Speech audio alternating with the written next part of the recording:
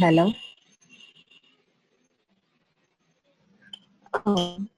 നമുക്ക് തുടങ്ങാം. Seat സ്പീക്കിങ്ങിന്റെ sex education സീരീസിന്റെ 4ാമത്തെ സെഷനാണിത്. Break the myth of hymen.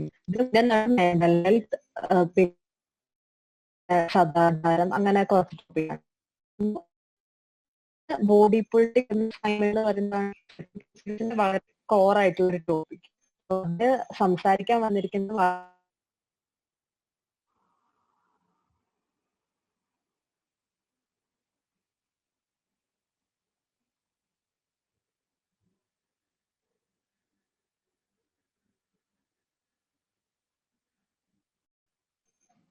Net കട്ടാക്കി. LH ലിബറേഷന്റെ സമയത്ത് മാം ഒത്തിരി ഹെൽപ്പ് ചെയ്തിട്ടുണ്ട്, രാത്രിയൊക്കെ വന്ന് സംസാരിച്ചിട്ടുണ്ട്. അപ്പൊ ഞാൻ കൂടുതൽ ദീർഘിപ്പിക്കുന്നില്ല, മാമിനെ വെൽക്കം ചെയ്യുന്നു സെഷനിലേക്ക്.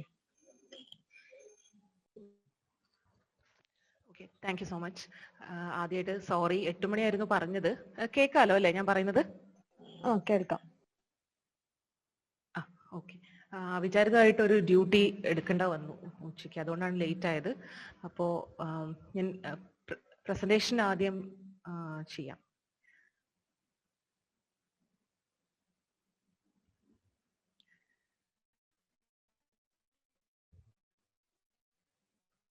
കാണാൻ പറ്റുന്നുണ്ടോ സ്ക്രീൻ?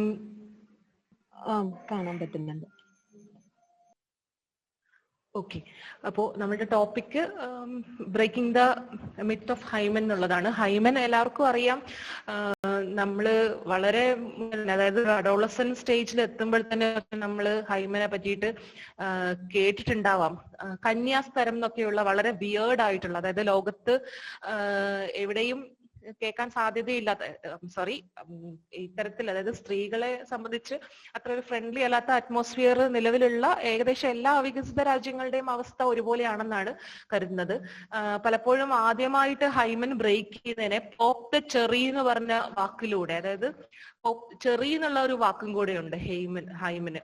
ഒരു ചുവന്ന കളറും പിന്നെ അത് ബ്ലീഡ് ചെയ്യുന്ന ഒരു നേച്ചറും അങ്ങനെയൊക്കെയുള്ള ഉള്ളതുകൊണ്ടായിരിക്കും അവരതിനെ പോപ്പ് ദ ചെറിന്ന്, എസ്പെഷ്യലി ആ കല്യാണം കഴിഞ്ഞുള്ള ആ രാത്രി ബെഡ്ഷീറ്റ് ബ്ലഡ് സ്പോട്ട് കണ്ടില്ലെങ്കിൽ ആ സ്ത്രീ അത് വെച്ച് വളരെ മോശം രീതിയിലുള്ള ഒരു സ്ത്രീയാണെന്ന് മുദ്ര കുത്തുക ഉൾപ്പെടെ ഈവൻ സമൂഹത്തിൽ നിന്ന് ഭ്രഷ്ടാക്കപ്പെടുന്ന രീതിയിലുള്ള കാര്യങ്ങളൊക്കെ നമ്മൾക്ക് സ്ത്രീകൾ അനുഭവിച്ചിട്ടുണ്ട്.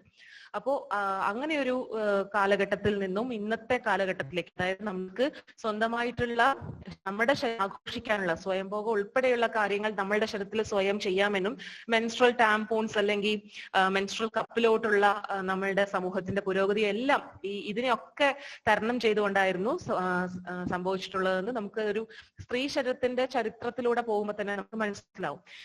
ഇവിടെ വൈ മെൻ ആണ് ഞാൻ ഇതിനെ വെച്ചിട്ടുള്ളത്. അതായത് നമ്മളുടെ ശരീരത്തിനുള്ളിലുള്ള ഏറ്റവും വെസ്റ്റീജിയൽ ആയിട്ടുള്ള, വെസ്റ്റീജിയൽ എന്ന് പറഞ്ഞാൽ എല്ലാവർക്കും അറിയാതിരിക്കാം, ഒരു ഉപയോഗവും ഇല്ലാത്ത അല്ലെങ്കിൽ പരിണാമത്തിന്റെ ദിശയിൽ അതിന്റെ ഫംഗ്ഷൻ എല്ലാം നഷ്ടപ്പെട്ടു എന്ന് തന്നെ വിചാരിക്കുന്ന രീതിയിൽ ഒരു ഡെവലപ്മെന്റൽ ആയിട്ട് നമ്മുടെ ശരീരത്തിൽ നിലനിർത്തപ്പെടുന്ന ഒരു കാര്യത്തിനെയാണ് ഇത്രയും അധികം, അതായത് പുരുഷന്റെ ഒരു ചില സങ്കല്പങ്ങൾക്ക് വേണ്ടിയിട്ട് കാര്യങ്ങൾ നിലനിർത്തിക്കൊണ്ട് വന്നത്. അതുകൊണ്ടാണ് ഞാൻ ഇങ്ങനെ ഒരു ടാഗ് ഇതിന് വെച്ചിട്ടുള്ളത്. പിന്നെ ചില ചിത്രങ്ങള് നമ്മൾക്ക് കാണുമ്പോൾ ബുദ്ധിമുട്ടുണ്ടായേക്കാം. ഒന്നോ രണ്ടോ ചിത്രം മാത്രമേ ഉള്ളൂ ബുദ്ധിമുട്ടുണ്ടാക്കിയേക്കാവുന്നത്.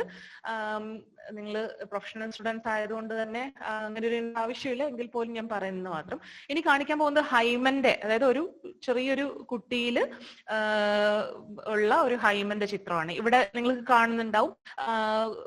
ഇങ്ങനെ, അതായത് ഒരു സ്ത്രീ അല്ലെങ്കിൽ ഒരു സ്ത്രീ ശരീരം ഇങ്ങനെ കിടന്ന് കാല് രണ്ടും മാറ്റി വെക്കുമ്പോഴത്തേക്കും നമ്മൾക്ക് പ്രകടമാകുന്ന ഒരു കാര്യമല്ല ഹൈമൻ എന്ന് പറയുന്നത്.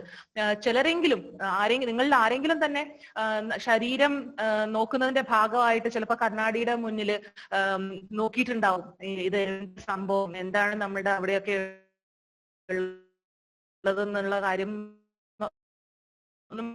ഈ ഒരു വ്യൂ നമുക്ക് കിട്ടില്ല. അതിന്റെ കാരണം എന്താന്ന് വെച്ച് കഴിഞ്ഞാൽ കുറച്ച് ഉൾവലിഞ്ഞാണ്, ഉൾഭാഗത്തേക്കാണ് സിറ്റുവേറ്റഡ് ആയിട്ടുള്ളത്. പലരിലും, പല സ്ത്രീകളിലും അത് പല രീതിയിലുള്ള ആംഗുലേഷൻസിനും ഒക്കെ വിധേയമാണ്. ആംഗുലേഷൻസ് എന്ന് പറഞ്ഞു കഴിഞ്ഞാൽ നമ്മളുടെ വെർട്ടിക്കൽ ബോഡിക്ക് ബോഡിയോട് റിലേറ്റ് ചെയ്തിട്ടുള്ള പൊസിഷൻസ്, അത് പല സ്ത്രീകളിലും പല രീതിയിലായേക്കാം. പിന്നെ ചിലർക്ക് കുറച്ചുകൂടെ ഉള്ളിലോട്ടായിരിക്കാം നിലനിൽക്കുന്നത്, അല്ലെ ചിലർക്ക് കുറച്ച് ടാഗ്സ്, സ്കിൻ ടാഗ് കൂടുതൽ ഉണ്ടാവും. പിന്നെ നമ്മളുടെ ഒരു മാനസികമായിട്ടുള്ള ഒരു ആകാംക്ഷ അല്ലെങ്കിൽ ആകാംക്ഷകൾ കൂടുതൽ, പിന്നെ നമ്മളുടെ സ്ട്രെസ് പോലുള്ള കാര്യങ്ങൾ കാരണം നമ്മളുടെ ആ ഭാഗം, അതായത് പെരിണിയം, ആ റീജിയൻ ടൈറ്റ് ആയിട്ട് വെക്കുന്നതിന്റെ ഭാഗമായിട്ട് നമുക്ക് ചിലപ്പം നന്നായിട്ടുള്ള രീതിയിൽ വിഷ്വലൈസ് ചെയ്യാൻ പറ്റുക. അങ്ങനെയുള്ള പല കാരണം. ഈ സ്ത്രീ ശരീരത്തോട് ജനിക്കുന്ന ആൾ എന്ന് പറയാൻ കാരണം എന്താണെന്ന് നിങ്ങൾക്ക് എല്ലാവർക്കും അറിയാം. ജെൻഡർ എന്ന് പറയുന്നത് നമ്മളുടെ മസ്തിഷ്കനായിട്ടുള്ള ഒരാൾക്ക് സ്ത്രീ ശരീരത്തോടു കൂടിയാണ് ജനിക്കുന്നത്. അതാണ് ഞാനിവിടെ ഉദ്ദേശിച്ചിട്ടുള്ളത്. അപ്പോൾ സ്ത്രീ ശരീരത്തോടു കൂടെ ജനിക്കുന്ന ഒരാള് വളരെ ചെറിയ കുഞ്ഞായ സമയത്ത് ഉള്ളിലേക്കായിരിക്കാം, ശരീരത്തിന്റെ അല്ലെ വജനയ്ക്ക് കുറച്ചുകൂടെ ഹയർ അപ്പ് ആയിട്ടായിരിക്കാം ഈ ഹൈമൻ ഉണ്ടാവുന്നത്. നമ്മൾ വളർന്നു വരുന്തോറും കുറച്ചുകൂടെ ായിട്ട് ആ ഒരു ഓപ്പണിങ്ങിന്റെ അവിടെ നിന്ന് ഒരു 2 സെന്റിമീറ്റർ അതിൽ കുറച്ചും കൂടെ ഉള്ളിലോട്ടായിട്ട് ആയിരിക്കാം ഹൈമൻ. ഈ ഹൈമൻ ഇതാണ് വെജൈനൽ ഔട്ട്ലെറ്റ്, അതായത് വെജൈനയുടെ ഓപ്പണിംഗ് ഇതാണ്. ഇതിന് ചുറ്റിലുള്ള ആ തിന്നായിട്ടുള്ള ഒരു layer of mucus membrane. Mucus membrane എന്ന് പറയുമ്പോഴത്തേക്കും നമുക്ക് അതുമായിട്ട് ബന്ധപ്പെടുത്തി പറയാൻ പറ്റുന്നത് നമ്മളുടെ മോണ അല്ലെങ്കിൽ നമ്മളുടെ ചുണ്ടിന്റെ ആ ഒരു ഉൾഭാഗം, അതൊക്കെ നമുക്ക് മ്യൂക്കസ് മെംബ്രെയിൻ എന്നുള്ള രീതിയിൽ, തൊണ്ടയുടെ ഉൾവശം, അതൊക്കെ പോലുള്ള അങ്ങനെ ഒരു മ്യൂക്കസ് മെംബ്രെയിൻ ആണ് ഹൈമൻ എന്ന് പറയുന്നത്. വെറും 0.1 സെന്റിമീറ്റർ, അതായത് 1 മില്ലിമീറ്റർ മാത്രം കനമുള്ള, ബ്ലഡ് സപ്ലൈ അത്രയൊന്നും ഇല്ലാത്ത, വെസ്റ്റീജിയൽ ഓർഗൻ ആയതുകൊണ്ട് തന്നെ, അതായത് ആവശ്യമില്ലാത്തൊരു ടിഷ്യൂ ആയതുകൊണ്ട് തന്നെ നമ്മളുടെ ശരീരത്തിലെ ബാക്കി അവയവങ്ങൾക്ക് അത്രയും ഫങ്ഷൻസ് ഉണ്ട്, അവയ്ക്ക് അത്രയും ബ്ലഡ് ആവശ്യമായതുകൊണ്ട് തന്നെ വെസ്റ്റീജിയൽ ആയിട്ടുള്ള ഈ ഹൈമൻ, എസ്പെഷ്യലി സൂപ്പർഫിഷ്യൽ ആയിട്ടുള്ള ഒരു സ്ട്രക്ചർ ആയതുകൊണ്ട് തന്നെ വളരെ കുറഞ്ഞ ബ്ലഡ് സപ്ലൈ മാത്രം കൊടുത്തിട്ടുള്ള ഒരു കാര്യം. അപ്പൊ ബ്ലഡ് സപ്ലൈ കുറവാണെന്ന് അറിയുമ്പോൾ തന്നെ നമുക്കറിയാം ഇത് മുറിഞ്ഞു കഴിഞ്ഞാലും വലിയൊരു ബ്ലീഡിങ്ങോ അല്ലെങ്കിൽ നെർവ് സപ്ലൈയും അത്ര ഇല്ലാത്തത് കൊണ്ട് വലിയൊരു വേദനയോ ഒന്നും തന്നെ ഇല്ല. ചിലർക്ക് ചെറിയൊരു ഡിസ്കംഫർട്ട്. അപ്പം ഹൈമൻ പൊട്ടുന്ന സാഹചര്യങ്ങൾ എന്തൊക്കെയാണെന്ന് നമുക്ക് പിന്നീട് ഇതിന്റെ കൂട്ടത്തിൽ പറയാം. ഇത് മറ്റൊരു ചിത്രം, ചെറിയ ചെറിയ മുറിവുകളൊക്കെയുള്ള ഒരു ഹൈമൻ. അപ്പൊ അതുമായിട്ട് ബന്ധപ്പെട്ടുള്ള ബാക്കി കാര്യങ്ങളിലേക്ക് നമുക്ക് പോകാം. ഓക്കെ, ഇത് എല്ലാവർക്കും അറിയുന്ന 2 കഥാപാത്രങ്ങളായിരിക്കാം. ഏർട്ടിസ് ആൻഡ് ഈ പേര് ഞാൻ മറന്നല്ലോ, ഇഷ്ടമുള്ളൊരു ക്യാരക്ടർ ആയിരുന്നു. ആർക്കെങ്കിലും അറിയാമെങ്കിൽ ഒന്ന് മെസ്സേജ് ഇട്ടേക്കാട്ടോ. അപ്പൊ ഓക്കെ, ഏർട്ടിസിന് ഒരു ഗേൾ ഫ്രണ്ടും ആയിട്ട് ആദ്യമായിട്ട് പോകുന്ന സമയത്ത്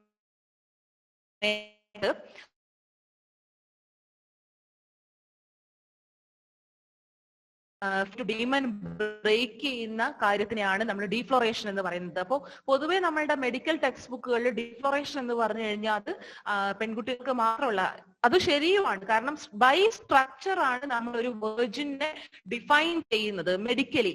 അത് എത്രത്തോളം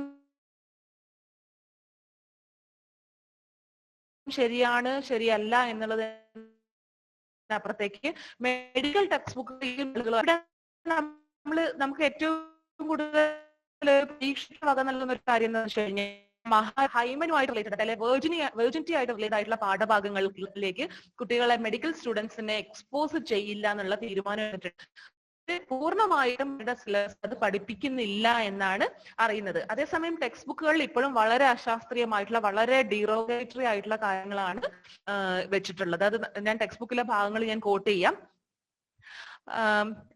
ഈ സ്ട്രക്ചറിലേക്കും അറിയാം യൂട്രസ് ആണ്. യൂട്രസിന്റെ വജൈന ഈ ഒരു ട്യൂബുലാർ സ്ട്രക്ചറിലാണ്. ഇതിന്റെ ഓപ്പണിംഗ് ആണ് നേരത്തെ ഹൈമന്റെ ആ ഒരു ഭാഗത്ത് നമ്മൾ കണ്ടിട്ടുള്ളത്. പല തരത്തിലുള്ള, പല ഷേപ്പിലുള്ള ഹൈമൻ ഉണ്ടാവാം. വളരെ ചുരുക്കം പേര് ചിലപ്പം ഹൈമൻ ഇല്ലാതെ, അതായത് ഒരു ഹൈമൻ എന്ന് പറഞ്ഞൊരു സ്ട്രക്ചർ ഇല്ലാതെ, അതായത് പൂർണ്ണമായിട്ടുള്ള ഡെവലപ്മെന്റ് സംഭവിക്കുന്നത് കൊണ്ടായിരിക്കാം വെസ്റ്റീജിയൽ ആയിട്ടുള്ള ഓർഗൻ ഇല്ലാത്തത്. എന്തുകൊണ്ടോ വളരെ ചുരുക്കം പേരെങ്കിലും ഹൈമൻ ഇല്ലാതെ തന്നെ ജനിക്കുന്നവരുണ്ട്. ചില വളരെ അപൂർവം മറ്റു ചിലരിൽ ഇംപെർഫറേറ്റ്, അതായത് ചില ടെക്സ്റ്റ് ബുക്കുകൾ പറയുന്നത് എന്താന്ന് വെച്ച് കഴിഞ്ഞാൽ ഹൈമൻ ആകെ ഒരു ഉപയോഗം പറഞ്ഞു കഴിഞ്ഞാൽ മെൻസ്ട്രൽ ബ്ലഡിന് പുറത്തോട്ട് വരാനുള്ള ഒരു വാതായനം കൊടുക്കുക മാത്രമാണ് ഒരേ ഒരു ഫംഗ്ഷൻ എന്ന് പറയുന്നത് എന്നാണ് ചില ടെക്സ്റ്റ് ബുക്കുകൾ പറയുന്നത്. അപ്പം ചില അവസരങ്ങളിൽ ഇംപെർഫറേറ്റ് ആയിട്ട്, അതായത് ഒരു ഹോള് പോലും ഇല്ലാത്ത രീതിയിൽ, മെൻസ്ട്രൽ ബ്ലഡ് പുറത്തു വരാൻ വേണ്ടി ഒരു ഹോള് പോലും ഇല്ലാത്ത രീതിയിലുള്ള ഹൈമൻ സ്ട്രക്ചർ ഉണ്ടാകാം. അങ്ങനെ ആവുമ്പോഴത്തേക്കും ബ്ലഡ് ഉള്ളിൽ കളക്ട് ചെയ്ത് ഇൻഫെക്ഷനിലോട്ടൊക്കെ പോകാനും ഭയങ്കര ബുദ്ധിമുട്ടുണ്ടാകാനും ഒക്കെ ചാൻസ് ഉണ്ട്. വളരെ വലിയ സെപ്സിസ്, ഓവറായിട്ടുള്ള അങ്ങനെയൊക്കെ ഉണ്ടാവാനുള്ള സാധ്യതകളുണ്ട്.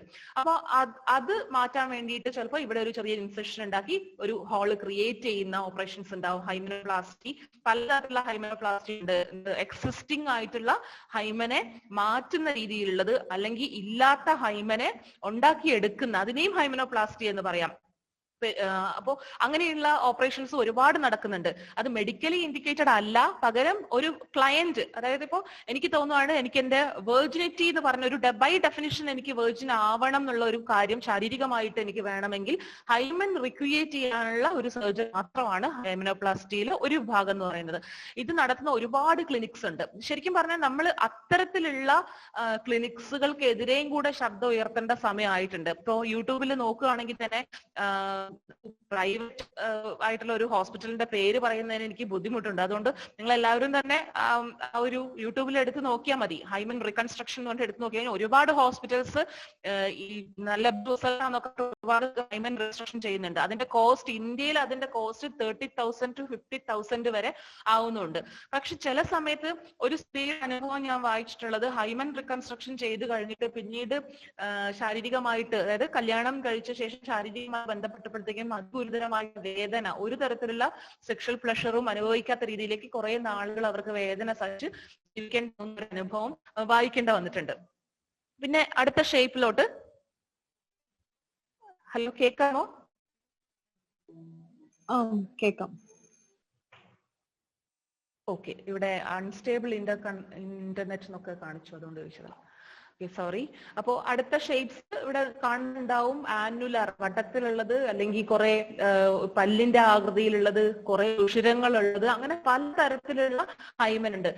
അതില് ഫിംബ്രിയേറ്റഡ് എന്ന് പറഞ്ഞൊരു ഹൈമൻ, ഈ ഒരു എക്സാം പാർട്ട്, അതായത് എന്റെ PG എക്സാമിന് പോലും ഒരു എക്സാമിൽ ചോദിച്ചിട്ടുള്ള ഒരു question, what is false virgin എന്നാണ്. അതായത് കള്ളക്കന്യക എന്ന് പറഞ്ഞാൽ എന്താണെന്നുള്ളതാണ്.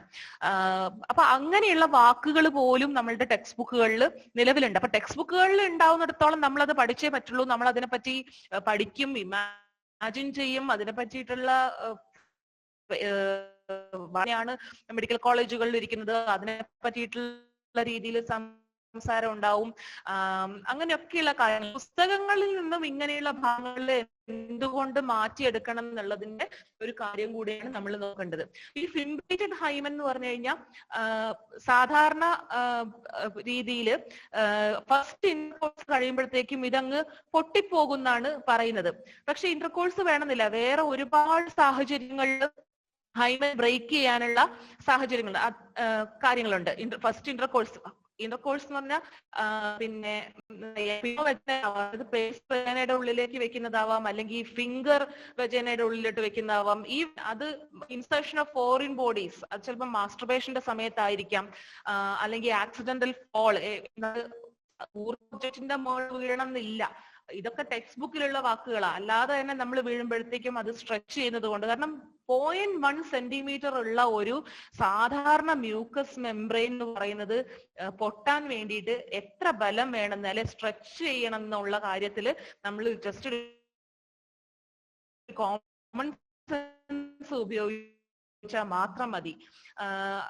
ടെലിവിഷൻ സീരീസ് ആയിരുന്നു അത്. അപ്പോ അതിനകത്ത് ഈ ഒരു ആഡംസിനെ പഠിപ്പിക്കുന്നത് ഇങ്ങനെയാണ്, ഒരു ബലൂൺ ആർച്ച് പോലെയാണ്. നിങ്ങൾ വിചാരിക്കുന്നത് ഒരു, നിങ്ങൾ എന്ന് പറഞ്ഞാൽ അവർ പഠിപ്പിക്കുക കേട്ടോ, നിങ്ങൾ വിചാരിക്കുന്ന പോലെ ഇങ്ങനെ ഒരു വലിയൊരു റിജിഡ് ആയിട്ടുള്ള ഒരു ആർച്ച് ഒന്നും അത് ഒരു വളരെ അതിന് ഈ ഇതായിട്ട് മ്യൂസിക്കൽ ഇൻസ്ട്രുമെന്റ്സ് ഒക്കെ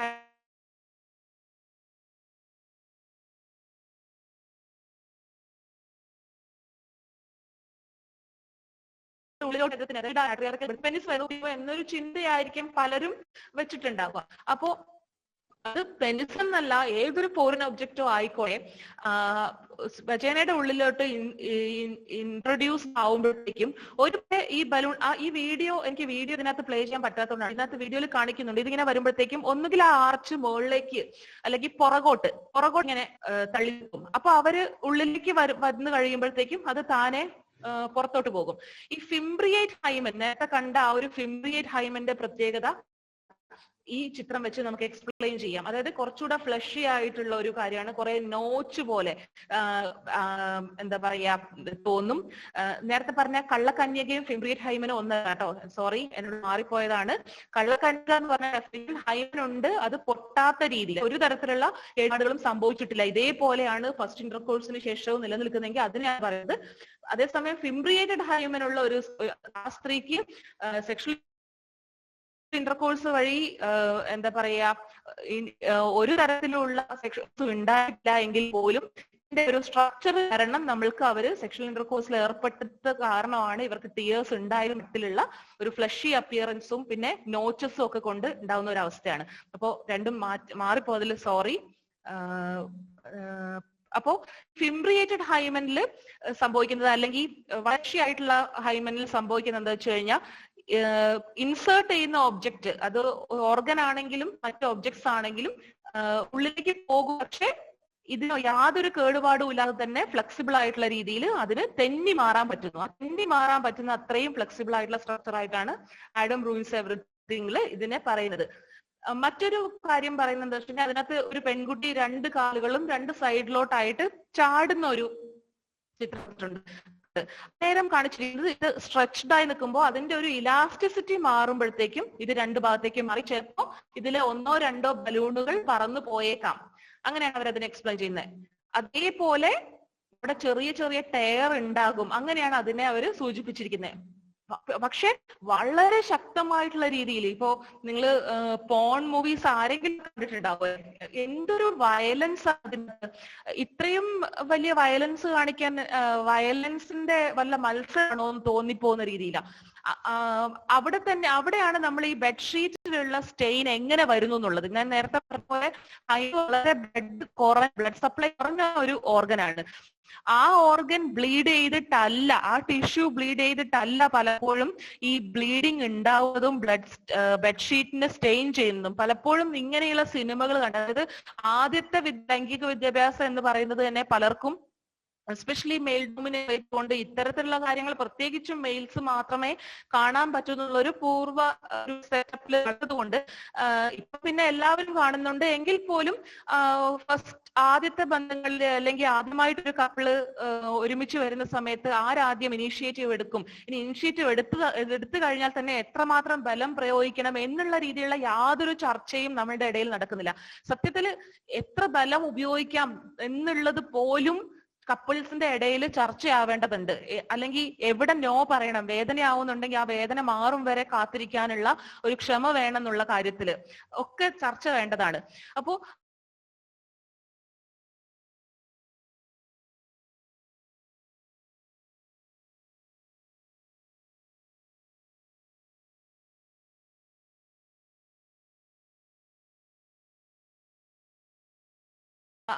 ആ ഒരു സിനിമയിലടക്കം വളരെ റീസെന്റ് ആയിട്ട് ഇറങ്ങിയ ആ സിനിമയിലടക്കം ഇത്തരത്തിലുള്ള കാര്യങ്ങളാണ് കാണുന്നത്.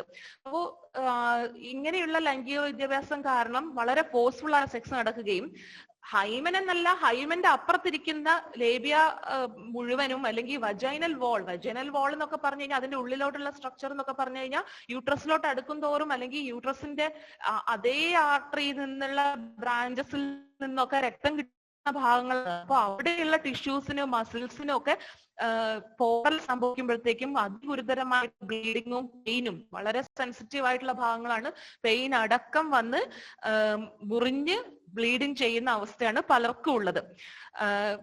എന്നാൽ ചിലർക്കൊന്നും ഒട്ടുമേ ബ്ലീഡിങ് ഇല്ലാത്ത, അതായത് വളരെ നല്ല രീതിയിലുള്ള സ്നേഹത്തെക്കാൾ ഉപരി റെസ്പെക്ട് ഉള്ള ജീവിതങ്ങളിൽ ഇത്തരത്തിലുള്ള യാതൊരു വയലൻസും ഇല്ലാതെ ചിലപ്പോൾ മാസങ്ങൾ എടുത്തിട്ടായിരിക്കും. ചിലർക്കൊരു വിചാരമുണ്ട് ആദ്യത്തെ ദിവസങ്ങളിൽ കുറച്ച് വേദന മാത്രമല്ലേ ഉള്ളൂ, എന്നാ പിന്നെ എന്തുകൊണ്ട് ആദ്യത്തെ ദിവസം തന്നെ അങ്ങ് ചെയ്തുകൂടാന്നൊക്കെ ഉള്ളത്. അങ്ങനെയല്ല, വേദന എങ്ങനെ ഇല്ലാതിരിക്കും? കാരണം നമ്മളുടെ സമൂഹത്തിൽ നമ്മൾ ജീവിച്ചിരിക്കുന്ന നമ്മുടെ ശരീരത്തിലോട്ട്, അതായത് ഒന്ന് നമ്മൾ അവിടെ തൊട്ടാൽ തന്നെ എന്തിനാ അവിടെ തൊടുന്നത്, അല്ലെങ്കിൽ വൃത്തിയാക്കുന്നതാണെങ്കിലും ആൺകുട്ടികളെ സംബന്ധിച്ചും പെൺകുട്ടികളെ സംബന്ധിച്ചും വളരെ ഡിഫറെന്റ് ആയിട്ടുള്ള വൃത്തിയാക്കൽ പരിപാടികളൊക്കെയാണ് ഇവിടെ ഉള്ളത്. ആൺകുട്ടികൾക്ക് എപ്പോ വേണമെങ്കിലും എവിടെ വേണമെങ്കിലും മൂത്രം ഒഴിക്കാം, കഴുകേണ്ട ആവശ്യമില്ല. അതേസമയം പെൺകുട്ടികളാണെങ്കിൽ ബാത്റൂം ഉണ്ടെങ്കിലും വെള്ളമില്ലെങ്കിൽ ബാത്റൂമിൽ പോകില്ല എന്നുള്ള രീതിയിൽ അത്രയും വൃത്തിയോട് ഒരുതരം വളരെയധികം ഒബ്സഷൻ ഒക്കെ ആയിട്ടുള്ള രീതിയിൽ ഉള്ള മനസ്ഥിതി അടക്കം നമ്മുടെ സമൂഹത്തിൽ വളർത്തിയെടുക്കുന്നുണ്ട്. അങ്ങനെയൊക്കെ ആയതിനെ എന്താ പറയാ, ആ രീതിയിലുള്ള ഒരു മെന്റൽ സെറ്റപ്പ് ആയതുകൊണ്ട് തന്നെ നമുക്ക് ഇത്തരത്തിലുള്ള ഫോഴ്സ്ഫുൾ ആയിട്ടുള്ള ഒരു ഇന്റർകോഴ്സ് നടക്കുന്നതും ഇതിന്റെ കൂടെ ആഡപ്പായിട്ട് ഭാവിയിൽ ഒരു സന്തോഷകരമായ ലൈംഗിക ജീവിതത്തിനെ മാറ്റുന്ന രീതിയിൽ അല്ലെങ്കിൽ അതിനെ തടയുന്ന രീതിയിലുള്ള കാര്യങ്ങൾ നമ്മളുടെ മനസ്സിന് ആഘാതമായിട്ട് മാറിയേക്കാം എന്നുള്ള ഒരു കാര്യം കൂടിയാണ്. അതുകൊണ്ട് വളരെ എത്ര നമുക്ക് അങ്ങോട്ടും ഇങ്ങോട്ടും അറിയുന്ന ഒരുപാട് നാളായിട്ട് അറിയുന്ന ആളുകളാണെങ്കിൽ പോലും ആദ്യമായിട്ടുള്ള കുറച്ച് നാളുകളിൽ ഉറപ്പായിട്ടും ഫോഴ്സ്ഫുൾ അല്ലാതെ, പ്രത്യേകിച്ച് വജൈനിസ്മസ് പോലുള്ള പ്രശ്നങ്ങൾ, അസുഖമല്ല, വജൈനിസ്മസ് എന്ന് പറയുമ്പോഴത്തേക്കും യോനി അകാരണമായിട്ട് സങ്കോചിക്കുന്നത്, അതായത് ഒന്നുകിൽ മാനസികമായിട്ടുള്ള പ്രശ്നങ്ങൾ കൊണ്ടായിരിക്കാം, പിരിമുറുക്കം കൊണ്ടായിരിക്കാം, അല്ലെങ്കിൽ സെക്സിനോടുള്ള പേടി കൊണ്ടായിരിക്കാം, മുന്നേയുള്ള ഏതെങ്കിലും ബുദ്ധിമുട്ടുള്ള അനുഭവങ്ങൾ കൊണ്ടായിരിക്കാം. അത് ചെറിയ അബ്യൂസ് വലിയ അബ്യൂസ് എന്നൊന്നുമില്ല. ഏത് തരത്തിലുള്ള അബ്യൂസ് ആണെങ്കിലും ആ ഒരു പേടി ഉണ്ടായിരിക്കും, വൃത്തി കൊണ്ടുള്ള പേടി. അതായത് പാർട്ണർക്ക് ശരിക്കുള്ള വൃത്തി ഉണ്ടായിട്ടുണ്ടാവുമോ എന്ന്. ഇപ്പൊ ചില അബ്യൂസ് അനുഭവിച്ച ചില കുട്ടികൾ ഭാവിയിൽ ഒക്കെ ഇത്തരത്തിലുള്ള ഒരു ലൈംഗിക ജീവിതത്തിലോട്ടൊക്കെ നടക്കുമ്പോൾ പറയുന്നത് മുന്നേ അബ്യൂസ് ചെയ്ത ആളിന്റെ സ്മെല്ല് അവർക്ക് ഓർമ്മയുണ്ട്, അല്ലെ അവരുടെ ആ ഒരു മെയിൽ ഓർഗന്റെ സ്മെല്ലിനെ പറ്റിയിട്ട് ഓർക്കുമ്പോൾ, അല്ലെ മെയിൽ ഓർഗൻ കാണുമ്പോൾ തന്നെ ഭയങ്കര ബുദ്ധിമുട്ടായിട്ട് വജൈന ഭയങ്കരമായിട്ട് കോൺട്രാക്ട് ആവുക, അങ്ങനെ പെയിൻഫുൾ ആവുക, ഇന്റർകോഴ്സ് തുടങ്ങുമ്പോഴത്തേക്കും പെയിൻഫുൾ ആവുക, അങ്ങനെയുള്ള ഒത്തിരി കാര്യങ്ങൾ സ്ത്രീകളുടെ ജീവിതത്തിലുണ്ട്. ഒരു പക്ഷേ മെയിൽ പാർട്ട്നേഴ്സിന്, അതായത് ആൺകുട്ടികളോട് അവര് നിങ്ങളുടെ പാർട്ട്നേഴ്സ് ചിലപ്പം പറയുക പോലും ഇല്ല എന്തൊക്കെയാണ് നമ്മളുടെ ജീവിതത്തിൽ നടന്നിട്ടുള്ളതെന്ന്. എത്ര തന്നെ ഓണാണെങ്കിലും പറയണമെന്നില്ല, അത് പറയേണ്ട കാര്യമില്ല. ഒരാളുടെ പാസ്റ്റ് എന്നുള്ളത് അയാളുടെ മാത്രം കാര്യമാണ്, എല്ലാം പറയാനും പറ്റില്ല. എല്ലാം പറഞ്ഞു കഴിഞ്ഞാലും എന്തെങ്കിലുമൊക്കെ ഇഷ്യൂ ആവുമോ എന്നുള്ളൊരു ഭയം ബാക്കി സ്ത്രീകളുടെ ജീവിതത്തിൽ നിന്ന് കണ്ട് നമ്മളുടെ ഉള്ളിലൊക്കെ നിറഞ്ഞിട്ടുണ്ടാവും. അപ്പൊ അതുകൊണ്ട് തന്നെ വളരെ മാന്യമായിട്ടുള്ള റെസ്പെക്ട്ഫുൾ ആയിട്ടുള്ള ഒരു രീതി ആയിരിക്കണം, അല്ലെ ഫോണോഗ്രഫിയിൽ കാണുന്നതിന് അപ്പുറത്തേക്ക് അതിനെ മുഴുവനായിട്ടും നിങ്ങൾ മാറ്റി നിർത്തി ഇങ്ങനെയല്ല ഒരു ബന്ധം എന്നുള്ള രീതിയിലുള്ള ചർച്ചകളിലോട്ട് മാസങ്ങൾ എടുത്തായിരിക്കാം ചിലപ്പോൾ സ്ത്രീയുടെ ശരീരത്തിന് വേദന മാറുന്നത് എന്നടക്കമുള്ള രീതിയിലോട്ട് വേണം ചർച്ചകൾ കൊണ്ടുപോകാൻ വേണ്ടിയിട്ട്. അപ്പോ ഷേപ്സ് പല രീതിയിലുള്ള ഷേപ്സ് ആയിരിക്കാം, പല രീതിയിൽ ടിയർ ആവുമ്പോഴത്തേക്കും എന്തെങ്കിലും ഇൻട്രൊഡ്യൂസ് ചെയ്യുമ്പോഴത്തേക്കും പലർക്കുള്ള സംശയം അപ്പോ മെൻസ്ട്രൽ കപ്പ് യൂസ് ചെയ്ത് കഴിഞ്ഞാൽ പ്രശ്നമാവില്ലേ എന്നൊക്കെയാണ്. മെൻസ്ട്രൽ കപ്പ് യൂസ് ചെയ്ത് കഴിഞ്ഞാലും മെൻസ്ട്രൽ കപ്പ് യൂസ് ചെയ്തില്ലെങ്കിലും ഹൈമന് ബ്രേക്ക് സംഭവിക്കാം. മെൻസ്ട്രൽ കപ്പ് യൂസ് ചെയ്ത് കഴിഞ്ഞ ഒരിടയ്ക്ക് ഉള്ള ഒരു ചോദ്യം ഇതായിരുന്നു, മെൻസ്ട്രൽ കപ്പ് എപ്പോഴും യൂസ് ചെയ്ത് കഴിഞ്ഞാൽ യോനി വികസിച്ചു കൊണ്ടിരിക്കില്ലേ എന്നുള്ളത്. ഓഫ് കോഴ്സ് യോനിക്ക് സ്വന്തമായിട്ട് ചുരുങ്ങി പോകാനുള്ള കഴിവുണ്ട്, പക്ഷെ നമ്മളുടെ ഭയം എത്രത്തോളം ഇല്ലാതാകുന്നോ അത്രത്തോളം റിലാക്സ് ചെയ്യാനുള്ള ഒരു പവറും കൂടെ യോനിക്ക് കിട്ടുന്നുണ്ട്. പിന്നെ ഈ ഒരു പ്രസവം കഴിഞ്ഞ ഒരു സ്ത്രീക്കാണെങ്കിൽ പോലും, അതായത് വജൈനൽ ഡെലിവറി, ഈ ഒരു ഓപ്പണിങ്ങിലൂടെയാണ് ഒരു കുഞ്ഞിന്റെ തല പുറത്തോട്ട് വരുന്നത്, ആ കുഞ്ഞ് മുഴുവൻ പുറത്തോട്ട് വരുന്നത്. അപ്പൊ അങ്ങനെ ഒരു ഘട്ടത്തിൽ പോലും നല്ല രീതിയിലുള്ള കീഗിൾസ് എക്സസൈസ് ചെയ്ത് കഴിഞ്ഞാൽ, അത് പ്രസവിച്ച ശേഷം വജൈനൽ ഡെലിവറി ചെയ്ത ശേഷം എല്ലാവരും പരിശീലിക്കേണ്ട വിത്തിൻ 2 or 3 days സ്റ്റിച്ചിന്റെ വേദന മാറുമ്പോൾ മുതൽ എല്ലാവരും ചെയ്യേണ്ട എക്സസൈസ് ആണ് പെരിനിയൽ സ്ട്രെങ്ത്. അത് നമുക്ക് നല്ല രീതിയിലുള്ളൊരു സെക്ഷൽ ലൈഫ് ഉണ്ടാവാൻ, ഓഫ് കോഴ്സ് പെരിനിയൽ ഉണ്ടായാൽ ബാക്കി അതിന്റെ ഉപയോഗം എന്ന് വെച്ച് കഴിഞ്ഞാൽ അല്ലെങ്കിൽ കുറെ കാലം കഴിയുമ്പോൾ നമ്മുടെ പെരിനിയൽ സ്ട്രെങ്ത് നശിക്കുന്തോറും ചിലപ്പം മൂത്രാശയം പുറത്തോട്ട് വരാനുള്ളത്, അല്ലെ ഗർഭാശയത്തിന്റെ കുറച്ച് ഭാഗങ്ങൾ പുറത്തോട്ട് വരാനുള്ളത്, പ്രൊലാപ്സ് യൂട്രസ് എന്നൊക്കെ പറഞ്ഞിട്ട് ഉള്ള കാര്യങ്ങളൊക്കെ ചിലപ്പോൾ നടന്നേക്കാം. അപ്പൊ അതിനെതിരെയെല്ലാം നമ്മൾ എക്യുപ്പ് ചെയ്യുന്ന ഫ്ലോർ മസിൽ എക്സസൈസ് എന്ന് പറയുന്നത്, അത് വിത്തിൻ 2 days ചെയ്ത് കഴിയുന്ന എല്ലാം റെഗുലർ ആയിട്ട് ചെയ്യുന്ന സ്ത്രീകളിൽ ഈവൻ ചൈൽഡ് ബർത്തിന് മുന്നേ ഉള്ള പ്രീ പ്രഗ്നൻസി പോലും വജൈനൽ മസിൽസിന്റെ ആ ഒരു ടൈറ്റ്നെസ് മെയിൻറ്റെയിൻ ചെയ്യാൻ വേണ്ടിയിട്ട് പറ്റുന്ന റെഗുലർ ആയിട്ടുള്ള എക്സസൈസ് വേണമെന്നേ ഉള്ളൂ. അങ്ങനെ മെയിൻറ്റെയിൻ ചെയ്യാൻ പറ്റുന്ന ആ മെയിൻറ്റെയിൻ ചെയ്യുന്നത് പോലും നമ്മളുടെ സെക്ഷൽ പ്ലഷർ, അതായത് സ്ത്രീ ശരീരമുള്ള ആളുടെ സെക്ഷൽ പ്ലഷർ ഇമ്പോർട്ടന്റ് ആയിട്ട് വെക്കാൻ സഹായിക്കും. അപ്പൊ അവിടെ വേറൊരു ചോദ്യം വരുന്നത്, അങ്ങനെ ആവുമ്പോൾ മെയിലിന്റെ ഓർഗന്റെ എത്ര വലിപ്പമാണ് ഒരു സ്ത്രീക്ക് സുഖകരമായിട്ടുള്ളത് എന്നുള്ളൊരു ക്വസ്റ്റ്യൻ വന്നേക്കാം. പല പുസ്തകങ്ങളിലും അതൊരു ബോഡി ഷേമിങ്ങിന്റെ കാര്യമായിട്ടല്ല കേട്ടോ ഞാൻ പറയുന്നത്. എത്രയോ കാലങ്ങളായിട്ട് ബോഡി ഷേമിങ് പുരുഷന്മാരുടെ ശരീരത്തിന് ബോഡി ഷേം ചെയ്യാന്ന് വിചാരിക്കരുത്. അതായത് ഒരു വലിപ്പമാണെന്നുള്ള ഓരോ കപ്പിളിന്റെയും പിന്നെ പിനോവെജ ആയിട്ടുള്ള റിലേഷൻഷിപ്പ് മാത്രമല്ല ഒരാൾക്ക് ഓർഗാസം കൊടുക്കുന്നത് പറയുന്നത്. മറ്റൊരു ഓർഗൻ ആയിട്ടുള്ള ഫീമെയിൽ ബോഡിയിൽ തന്നെ മറ്റൊരു ഓർഗൻ ആയിട്ടുള്ള ഇത് വെജൈനൽ ഓപ്പണിംഗ്, അതിന് തൊട്ട് മുകളിൽ യൂറിത്ര, അതിന് മുകളിൽ കാണുന്ന ക്ലിറ്ററൽ ഓർഗാസം. വെജൈനൽ ഓർഗാസവും ക്ലിറ്ററൽ ഓർഗാസവും ഒരു സ്ത്രീക്ക് ഉണ്ടാവാം. പലപ്പോഴും മാസ്റ്റർബേഷൻ ചെയ്യുമ്പോൾ പല സ്ത്രീകളും ക്ലിറ്റോറിസിനെ സ്റ്റിമുലേറ്റ് ചെയ്തിട്ടായിരിക്കാം ഓർഗാസം ഉണ്ടാകുന്നത്. ചിലർക്ക് ഇൻസേർട്ട് ചെയ്തിട്ടായിരിക്കാം ഓർഗാസം ഉണ്ടാവുന്നത്. വെജൈനൽ ഓർഗാസം വളരെ അപൂർവമായിട്ട് അറിയുന്ന സ്ത്രീകൾ ഉണ്ടാവും, വളരെ അപൂർവമായിട്ട് മാത്രം, ഒരിക്കൽ പോലും വെജൈനൽ ഓർഗാസം ഇല്ലാത്തവരും ഉണ്ട്. അങ്ങനെയൊക്കെയുള്ള പലതരത്തിലുള്ള ഡിഫറൻസ് ഉണ്ട്. അപ്പോ മുൻകാലങ്ങളിൽ പറഞ്ഞുകൊണ്ടിരുന്നത് പുരുഷന്റെ അവയവത്തിന്റെ വലിപ്പം അതൊരു പ്രശ്നമേ അല്ല, കാരണം സ്ത്രീയുടെ ശരീരത്തിന്റെ ഉള്ളിലെ 2 സെന്റിമീറ്റർ മാത്രമേ സെൻസിറ്റേഷൻ എന്താ പറയാ സെൻസിബിൾ ആയിട്ടുള്ളൂ എന്നുള്ളത്. വാക്കൊക്കെ ശരിയാണോ എന്തോ. അപ്പോ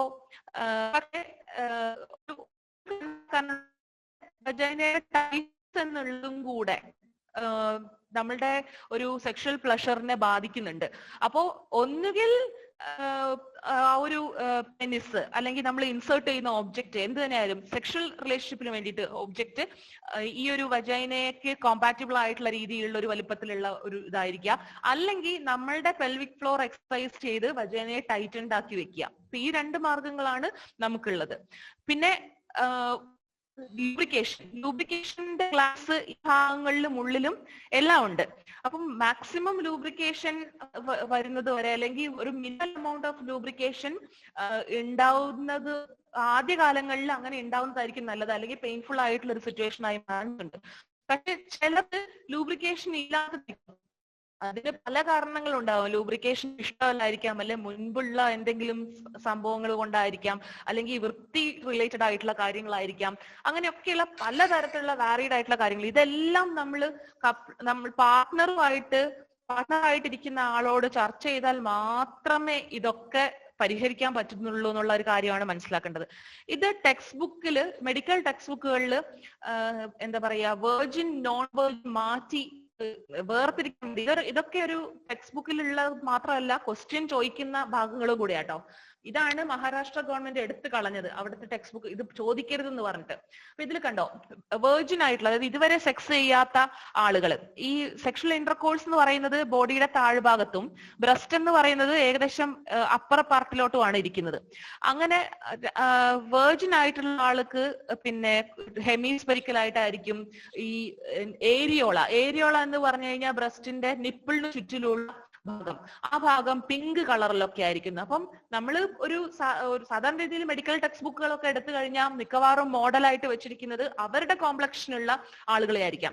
അവരുടെ കോംപ്ലക്ഷനുള്ള ആളുകളെ എടുത്തു കഴിഞ്ഞാൽ എങ്ങനെയാണ് ഇന്ത്യൻ കോംപ്ലക്ഷനുള്ള ആളുകളുടെ ശരീരത്തിനെ പറ്റിയിട്ട് പഠിക്കാൻ പറ്റുന്നത്. അപ്പോ പിന്നെ മാത്രമല്ല, ബ്രസ്റ്റിന്റെ ഷേപ്പ് എന്ന് പറഞ്ഞാൽ എത്ര 21 ഷേപ്പ് ഓഫ് ബ്രസ്റ്റുകൾ ഉണ്ടെന്നാണ് ചിലയിടങ്ങളിൽ കണ്ടിട്ടുള്ളത്. അപ്പോ നമ്മളുടെ ഷോൾഡർ അനുസരിച്ച്, ചിലരുടെ ഷോൾഡർ ചെറുതായിരിക്കാം, ചിലരുടെ പിന്നെ ചെസ്റ്റിന്റെ ഷേപ്പ് അനുസരിച്ച് എല്ലാം ബ്രസ്റ്റിന്റെ ഷേപ്പിൽ ഡിഫറൻസ് വരുന്നുണ്ട്. അത് കഴിഞ്ഞ് ബ്രസ്റ്റ് തന്നെ പല രീതിയിൽ വ്യത്യാസപ്പെട്ടിരിക്കാം, അല്ലെങ്കിൽ വലിപ്പത്തിൽ ചിലപ്പം ചിലർക്ക് വലതുവശത്തുള്ള ബ്രസ്റ്റ് ആയിരിക്കാം കുറച്ച് വലുത്, ചിലപ്പം ഇടതുവശത്തുള്ളതായിരിക്കാം. അതെല്ലാം 2 സ്ത്രീ ശരീരങ്ങൾ എടുത്തു കഴിഞ്ഞാൽ ഐഡന്റിക്കൽ ട്വിൻസിൽ പോലും ഡിഫറൻസ് ഉണ്ടാവുന്ന രീതിയിൽ അത്രയും മാറ്റമുള്ള ഒരു കാര്യത്തിനെയാണ് ഇങ്ങനെ അവര് ഇങ്ങനെയുള്ള രീതിയിൽ മാറ്റി വെച്ചിരിക്കുന്നത്. പിങ്ക് കളർ ആയിരിക്കും എന്നൊക്കെയുള്ള രീതിയിൽ. അതേപോലെ ഈ ഒരു ഏരിയയെ പറ്റിയിട്ടും ആളുകൾക്ക് ഒരു ധാരണയുണ്ട്.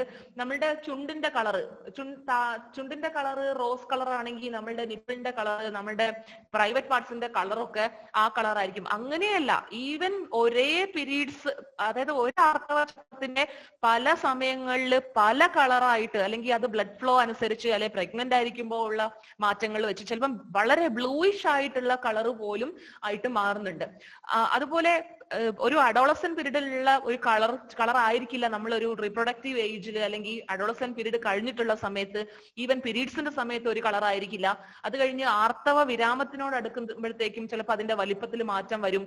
എന്നാൽ ടെക്സ്റ്റ് ബുക്കിൽ നോക്കൂ, ലേബിയ മൈനോറ എന്ന് പറയുമ്പോഴത്തേക്കും ഈ ഒരു ഭാഗത്താണ് ലേബിയ മൈനോറ, ഇത് ലേബിയ മെജോറ എന്നുള്ള പറഞ്ഞ ഭാഗമാണ്. അപ്പൊ ലേബിയ മൈനോറയൊക്കെ അവിടെയും pink, soft, enlarged and pigmented, അതായത് സെക്ഷൽ ഇന്റർകോഴ്സ് കഴിഞ്ഞ സ്ത്രീകളുടെ ലേബിയ മൈനോറ ഭയങ്കര തടിച്ചിട്ടിരിക്കും, അല്ലെങ്കിൽ കളറ് ഡാർക്ക് ആയിരിക്കും എന്നൊക്കെ ഒരു പ്രസവം എടുത്തിട്ടുള്ള ആളുകൾക്ക് തന്നെ അറിയാം. ഒരു സ്ത്രീയും നേരത്തെ പറഞ്ഞ പോലെ ഐഡന്റിക്കൽ അല്ല. 2ഉം 3ഉം പ്രസവിച്ച ആളുകളിൽ പോലും ഒരു ഫോറിൻ കോംപ്ലക്ഷൻ ഉള്ള, ഒരു ഫെയർ സ്കിൻഡ് ആയിട്ടുള്ള ആളുകളുടെ ശരീരത്തിൽ ചിലപ്പോൾ റോസ് കളർ ആയിട്ട് തന്നെ ആയിരിക്കാം. ചിലപ്പം ഹോർമോണൽ ഡിസ്റ്റർബൻസിന്റെ ഭാഗമായിട്ട്, പ്രഗ്നൻസിയുടെ ഹോർമോണൽ ഡിസ്റ്റർബൻസിന്റെ ഭാഗമായിട്ട്, അല്ലെ മറ്റേതെങ്കിലും സമയത്തെ ഹോർമോണൽ ഡിസ്റ്റർബൻസിന്റെ ഭാഗമായിട്ട് അത് ചിലപ്പം ചെറുതായിട്ടിരിക്കാം, വലുതായിട്ടിരിക്കാം. ഈവൻ ക്ലിറ്റോറിസിനെ പോലും വെർജിൻ, നോൺ വെർജിൻ, അതായത് വെർജിൻ ആണെങ്കിൽ ചെറുതായിരിക്കും, നോൺ വെർജിൻ ആണെങ്കിൽ വലുതായിരിക്കും. അങ്ങനെയൊക്കെയുള്ള രീതിയിൽ വളരെ മോശം രീതിയിൽ എഴുതി വെച്ചിട്ടുണ്ട്. അപ്പോ മാസ്റ്റർബേഷൻ ചെയ്യുന്ന സ്ത്രീകളിലാണെങ്കിൽ കുറച്ച് വലുതായിരിക്കും. ഇങ്ങനെയല്ല, ഒരേ സ്ത്രീ ശരീരത്തിന്റെ പല ഘട്ടങ്ങളിൽ പല രീതിയിലുള്ള മാറ്റങ്ങൾക്ക് വിധേയമായിട്ടുള്ള ഒരു കാര്യമാണ്. ടെക്സ്റ്റ് ബുക്കിൽ ഇങ്ങനെ എഴുതി വെച്ചിട്ടുണ്ട്, ലെസ്ബിയൻസ് ആയിട്ടുള്ള ആളുകൾക്ക് പിന്നെ പെനിസിന് പകരം ക്ലിറ്റോറിസ് കുറച്ച് വലുതായിട്ടുണ്ടാവുന്നത്. ഈ ഇത്തരത്തിലുള്ള ജെൻഡർ ഐഡന്റിറ്റി, സെക്ഷൽ ഓറിയന്റേഷൻ ഭാഗങ്ങൾ നിങ്ങൾ വായിക്കുവാണെങ്കിൽ വെറുതെ കുറെ പ്രാവശ്യം ബോധം കെട്ട് വീഴാനുള്ള ഒരു നല്ലൊരു അവസരം കൂടിയായിരിക്കും നിങ്ങൾക്ക് ലഭിക്കുക. ഇങ്ങനെയുള്ള അൺസയന്റിഫിക് ആയിട്ടുള്ള കാര്യങ്ങൾ എഴുതി വെക്കുന്നത് കാരണം ഏതൊക്കെ പ്രശ്നങ്ങളാണ് നമ്മുടെ സമൂഹത്തിൽ ഉണ്ടാവുക എന്നുള്ളതിന്റെ ഒരു ഉത്തമ ഉദാഹരണമാണ് വളരെ വർഷങ്ങൾക്ക് മുന്നേ കേരളത്തിൽ നടന്നിട്ടുള്ള ഒരു വലിയൊരു കേസ്. അതായത് ഒരു കന്യകയായി ഇരിക്കണം എന്ന് പെട്ടിട്ടുള്ള ഒരു സ്ത്രീയെ കന്യകാത്വം നോക്കാൻ വേണ്ടി അവരുടെ പോലും സമ്മതമില്ലാതെ, വെർജിനിറ്റി ടെസ്റ്റ് ഒക്കെ ഈ അടുത്താണ് ബാൻഡ് ആയിട്ടുള്ളത് ഇവിടെ. അപ്പൊ വെർജിനിറ്റി ടെസ്റ്റ് ഒക്കെ പോലും നടത്തുന്ന രീതിയിൽ, അല്ലെങ്കിൽ അവരുടെ കൺസെന്റിനെ പറ്റിയിട്ട് ആർക്കും ബോധം ഉണ്ടായിരുന്നില്ല. അതായത് ഡോക്ടേഴ്സിനും അമ്മത്തിനും എന്തും ചെയ്യാന്നുള്ളൊരു ഘട്ടമായിരുന്നു ഇവിടെ ഉണ്ടായിരുന്നത്. ഒരു ക്രൈമില് മറ്റാരൊക്കെയോ ഇൻവോൾവ് ആയെന്ന് വിചാരിച്ചിട്ട് മറ്റൊരു സ്ത്രീയെ പിടിച്ച് വെർജിനിറ്റി ടെസ്റ്റ് ചെയ്യുന്ന ഒരു രീതിയായിരുന്നു അന്ന് ഉണ്ടായിരുന്നത്. അപ്പോ ഇവിടെ എഴുതിയിട്ട് ഈ സ്ത്രീയുടെ ബ്രസ്റ്റ് പെൻഡുലസ് അപ്പിയറൻസ് ആണെന്ന്. പെൻഡുലസ് എന്ന് പറഞ്ഞാൽ തൂങ്ങിക്കിടക്കുന്ന അപ്പിയറൻസ്. നേരത്തെ ചിത്രങ്ങൾ കണ്ടു, പല രീതിയിലുള്ള ഷെയ്ഡ്സ് ഉണ്ടെന്ന്. നിങ്ങൾ വീട്ടില് വളരെ മുതിർന്ന സ്ത്രീകൾ ഉണ്ടെങ്കിൽ, അല്ലെങ്കിൽ വിവാഹം കഴിക്കാത്ത സ്ത്രീകൾ ഉണ്ടെങ്കിൽ, ഏതൊരാളോ ആയിക്കോട്ടെ, നമ്മളുടെ വീട്ടിന്റെ ഉള്ളിൽ തന്നെ ജീവിച്ചിട്ടുള്ള ഒരു തരത്തിലും സെക്ഷൽ ഇന്റർകോഴ്സോ അല്ലെങ്കിൽ ഒരു ബന്ധമോ ഇല്ലാത്ത ആളുകൾക്കാണെങ്കിൽ പോലും ബ്രസ്റ്റ് ജീവിതത്തിന്റെ ഒരു സമയത്ത് ഉണ്ടായ പോലെയല്ല. അത് നമ്മളുടെ പ്രായം അനുസരിച്ച്, നമ്മുടെ ആർത്തവം അനുസരിച്ച്, നമ്മുടെ ഹോർമോൺ അനുസരിച്ച് ബ്രസ്റ്റിന്റെ ഷേപ്പും അതിന്റെ സപ്പോർട്ടും എല്ലാം മാറിക്കൊണ്ടിരിക്കും. ബ്രാ ഇട്ടത് കൊണ്ട് അതിന്റെ ഷേപ്പ് നിലനിർത്താൻ പറ്റുന്നില്ല. ബ്രാ ഉപയോഗിക്കുന്നതും ഷേപ്പും തമ്മിൽ യാതൊരു ബന്ധവും എന്നുള്ളതാണ് ആദ്യം മനസ്സിലാക്കേണ്ടത്. ബ്രേസിയേഴ്സും അതിന്റെ ടൈറ്റ് ആയിട്ട് ഇടുന്നതും ഒന്നും തന്നെ ഇതുമായിട്ട് ബന്ധമില്ല. ആകെയുള്ളതെന്ന് വെച്ച് കഴിഞ്ഞാൽ നമുക്ക് നടക്കുമ്പോഴും കംഫർട്ടബിൾ ആയിട്ടുള്ള ഒരു രീതി ഉണ്ടാവണം. കംഫർട്ടിനെക്കാട്ടിലും ഉപരി ആളുകൾ ഓൾറെഡി നമ്മൾ എങ്ങനെ ആയിട്ട് ഇട്ട് കഴിഞ്ഞാലും പെണ്ണാണെന്ന് അറിഞ്ഞു കഴിഞ്ഞാൽ നമ്മളെ നോക്കി എന്താ പറയാ, മൊത്തത്തിൽ കണ്ണുകൾ ഓടിച്ച് അങ്ങനെയൊക്കെ ആയിട്ട് കയറുന്നുണ്ടാവുക. ഒന്ന് ആലോചിച്ച് നോക്കിയേ, എല്ലാരും കൂടെ ബ്രേസിയറും കൂടെ ഇടാണ്ട് റോഡിലേക്ക് ഇറങ്ങി കഴിഞ്ഞാൽ ഏത് രീതിയിലുള്ള അബ്യൂസ് ആയിരിക്കും നമ്മളെല്ലാരും വാങ്ങേണ്ടി വരിക. അപ്പോ ഇഷ്ടമില്ലാത്തവർ പോലും ബ്രേസിയേഴ്സ് ഉപയോഗിച്ച് പോകേണ്ട ഒരു ഘട്ടമാണ്. പക്ഷെ ഇതും നമ്മളുടെ ഷേപ്പും തമ്മിൽ യാതൊരു തരത്തിലുള്ള ബന്ധമില്ല എന്നുള്ള കാര്യം മനസ്സിലാക്കുക. പിന്നെ ബ്രസ്റ്റ് സപ്പോർട്ട് ചിലപ്പോ ചില രംഗങ്ങൾക്ക് കംഫർട്ട് ആയിരിക്കാം, അതും ഭയങ്കര ടൈറ്റ് ആയിട്ടുള്ള ഡ്രസ്സിങ്സ് അല്ല, കംഫർട്ടബിൾ ആയിട്ടുള്ള ഡ്രസ്സിംഗ് എന്നാണ് ഉദ്ദേശിച്ചത്. അപ്പൊ ഈ രീതിയിൽ എഴുതി വെച്ചിട്ട് എന്തൊക്കെയാണ് ഈ സ്ത്രീയിലെ പെൻഡുലസ് ആയിട്ടുള്ള ബ്രസ്റ്റിന്റെ കാരണം എന്നാണ് ചോദിക്കുന്നത്. അപ്പൊ ഇവര് ഒരു ഡോക്ടർ, ഒരു ഫോറൻസിക് ഡോക്ടർ കൊടുത്തിട്ടുള്ള ഉത്തരമാണ്. പെൻഡുലസ് അപ്പിയറൻസ് എന്ന് പറഞ്ഞു കഴിഞ്ഞാൽ തൂങ്ങിക്കിടക്കുന്നതാണ്, അത്ര ഫേം അല്ല, കട്ടിയുള്ളതല്ല. കട്ടിയുള്ള ബ്രസ്റ്റ് എന്ന് പറഞ്ഞു കഴിഞ്ഞാൽ കല്യാണം കഴിക്കാത്തവരിൽ അല്ലെങ്കിൽ സെക്ഷലി ആക്റ്റീവ് അല്ലാത്തവരിൽ മാത്രമേ ഉള്ളൂ. അതായത് ഹാൻഡിൽ ചെയ്ത് കഴിഞ്ഞാൽ, പെൻഡുലസ് അപ്പിയറൻസ് എന്ന് പറഞ്ഞു കഴിഞ്ഞാൽ റിപ്പീറ്റഡ് ആയിട്ട് കൈകൊണ്ട് ഹാൻഡിൽ ചെയ്ത് കഴിഞ്ഞാൽ ബ്രസ്റ്റിന്റെ ഷേപ്പ് മാറും. അത് ഡ്യൂറിങ് ഇന്റർകോഴ്സ് എന്നാണ് എഴുതിയിട്ടുള്ളത്. അതിനർത്ഥം സെക്ഷൽ ഇന്റർകോഴ്സ് നടന്നാൽ മാത്രമേ ബ്രസ്റ്റ് ഹാൻഡിൽ ചെയ്യുള്ളൂ. അത് ആ സമയത്ത് പുരുഷൻ തന്നെ വേണം, അല്ലെങ്കിൽ സ്ത്രീ ഒറ്റയ്ക്ക് സ്വന്തം ബ്രസ്റ്റ് ഹാൻഡിൽ ചെയ്യയില്ല. ഒന്ന് ആലോചിച്ചോ, അങ്ങനെയാണെങ്കിൽ മാസ്ട്രബേഷൻ ചെയ്യുന്ന ഒരു സ്ത്രീ, അവരപ്പോ സെക്ഷൽ ഇന്റർകോഴ്സിന് ഏർപ്പെട്ടു എന്നാണോ? അവരുടെ സെക്ഷൽ ലൈഫിനെ നമ്മൾ വിധിക്കുകയാണ് ചെയ്യുന്നത്. കല്യാണം കഴിക്കാത്ത ഒരു സ്ത്രീ, ഓക്കെ, അല്ലെങ്കിൽ മാസ്ട്രബേഷൻ ചെയ്യുന്ന ഒരു സ്ത്രീ. ഇനി എന്ന് മാത്രമല്ല, ഇതൊന്നും ചെയ്തില്ലെങ്കിലും പ്രശ്നമുണ്ട്. ഭാഗ്യത്തിൽ സയന്റിഫിക് ആയിട്ടുള്ള ഒരു സെന്റൻസ് എങ്കിലും ഇവിടെ എഴുതി ചേർത്തു. Also it could be due to post menopausal status, അതായത് ഹോർമോൺസ് എല്ലാം വിഡ്രോൺ ആയിട്ടുള്ള ഒരു സ്റ്റേജിലും ഇങ്ങനെ സംഭവിക്കാന്നുള്ളത്. പിന്നെ what are the inferences which can be drawn from pendulous appearance? അപ്പോ അവരെഴുതിയിരിക്കുകയാണ്, വേർജിൻ ആണെങ്കിൽ ബ്രസ്റ്റ് കുറച്ച് കട്ടി ഉണ്ടാവുന്നു.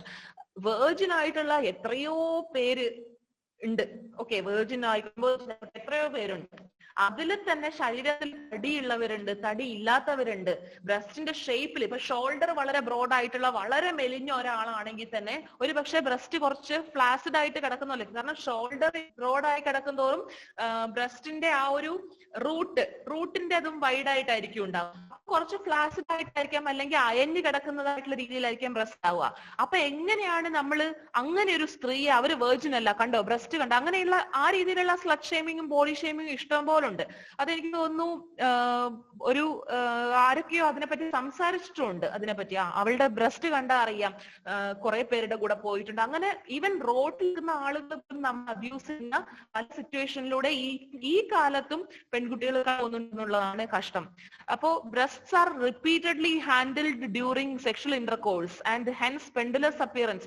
See, ബ്രസ്റ്റിനെ തൊടുപോലും ചെയ്യാതെ പിനോവജൈനൽ ഇന്റർകോഴ്സ് മാത്രം ചെയ്യുന്ന ആളുകളുണ്ട്, അല്ലെ? അത്തരത്തിലുള്ള പോണോഗ്രഫിയും നിലവിലുണ്ട്. ഓക്കെ, അപ്പോ എങ്ങനെയാണ് നമ്മളുടെ ഒരു വളരെ സ്ക്യൂഡ് ആയിട്ടുള്ള ഒരു പെർസ്പെക്റ്റീവ് ആണ് ഒരു ഫോറൻസിക് എക്സ്പേർട്ട് തന്നെ ഇതിനകത്ത് എഴുതി വെച്ചിരിക്കുന്നത് എന്നുള്ളതാണ്. അതായത് കോടതിക്ക് തെളിവ് കൊടുക്കുന്ന ഒരു ഡോക്ടറാണ് ഇതൊക്കെ എഴുതി വെച്ചിരിക്കുന്നത്. ടെക്സ്റ്റ് ബുക്കുകളിൽ ഉള്ളത് കൊണ്ടും ഇതൊക്കെ ഏത് ടെക്സ്റ്റ് ബുക്കുകളിലാണെന്ന് ഞാൻ നോക്കിയിട്ട് കണ്ടിട്ടില്ല കേട്ടോ. വല്ലാത്തൊരു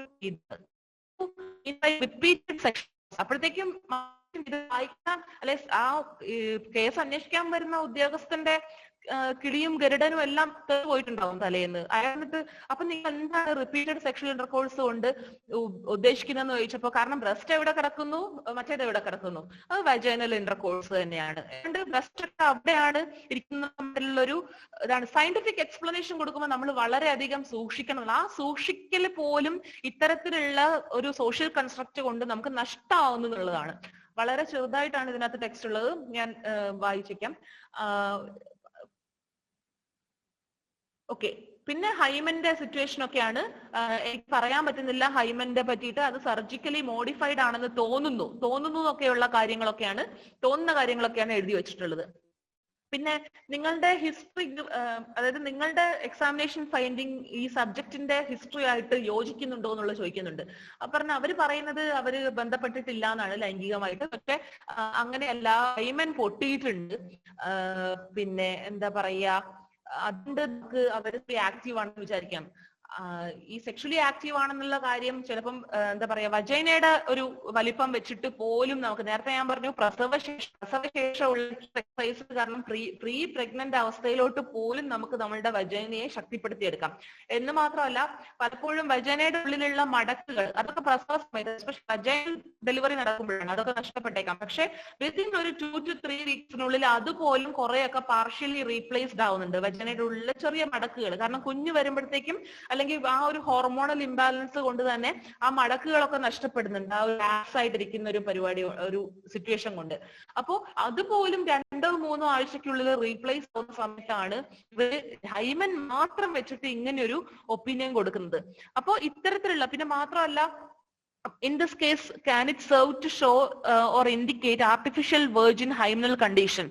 ആർട്ടിഫിഷ്യൽ ഹൈമൻ എങ്ങനെ ഇരിക്കും എന്നുള്ളതിനെ പറ്റിയിട്ട് എന്താ പറയാ കുറെയൊക്കെ കാര്യങ്ങൾ, അതായത് സർജിക്കലി റീക്രിയേറ്റഡ് ആയിട്ടുള്ള ഹൈമൻസ് വെച്ചിട്ടൊക്കെ നമുക്ക് പറയാൻ പറ്റും. പക്ഷെ ഒരു സ്കാർ എങ്ങനെ ഇരിക്കും, അതായത് ഈവൻ നമ്മളുടെ നാട്ടിലാണെങ്കിൽ ഹൈമൻ കാണുന്നത് തന്നെ എപ്പോഴാ, പ്രസവിച്ച ശേഷമായിരിക്കും, അല്ലെ പ്രസവ സമയത്തുള്ള എക്സാമിനേഷൻ ആയിരിക്കും. വെർജിൻ ആണെന്ന് വിചാരിക്കപ്പെടുന്ന, അല്ലെ വിവാഹം കഴിഞ്ഞിട്ടില്ലാത്ത ഒരു സ്ത്രീ പോയിട്ട് എനിക്കൊന്ന് അവിടെ പ്രശ്നമുണ്ട്, അല്ലെ അവിടെ നോക്കണം എന്ന് പറഞ്ഞു കഴിഞ്ഞാൽ ഇതുപോലും ചെയ്യാത്ത ഗൈനക്കോളജിസ്റ്റുകൾ ഉള്ള ഒരു സമയത്തിലെ ഒരു സ്റ്റേറ്റ്മെന്റ് ആണ് നമ്മൾ കാണുന്നത്. ഇപ്പൊ പിന്നെയും ഒരു ന്യൂജൻ ഗൈനക്കോളജിസ്റ്റുകൾ പിന്നെയും ഹൈമൻ എക്സാമിനേഷൻ അല്ലെങ്കിൽ എക്സാമിനേഷൻ ഒക്കെ ചെയ്തു തുടങ്ങിയിട്ടുണ്ടെന്നെങ്കിലും നമുക്ക് വിചാരിക്കാം.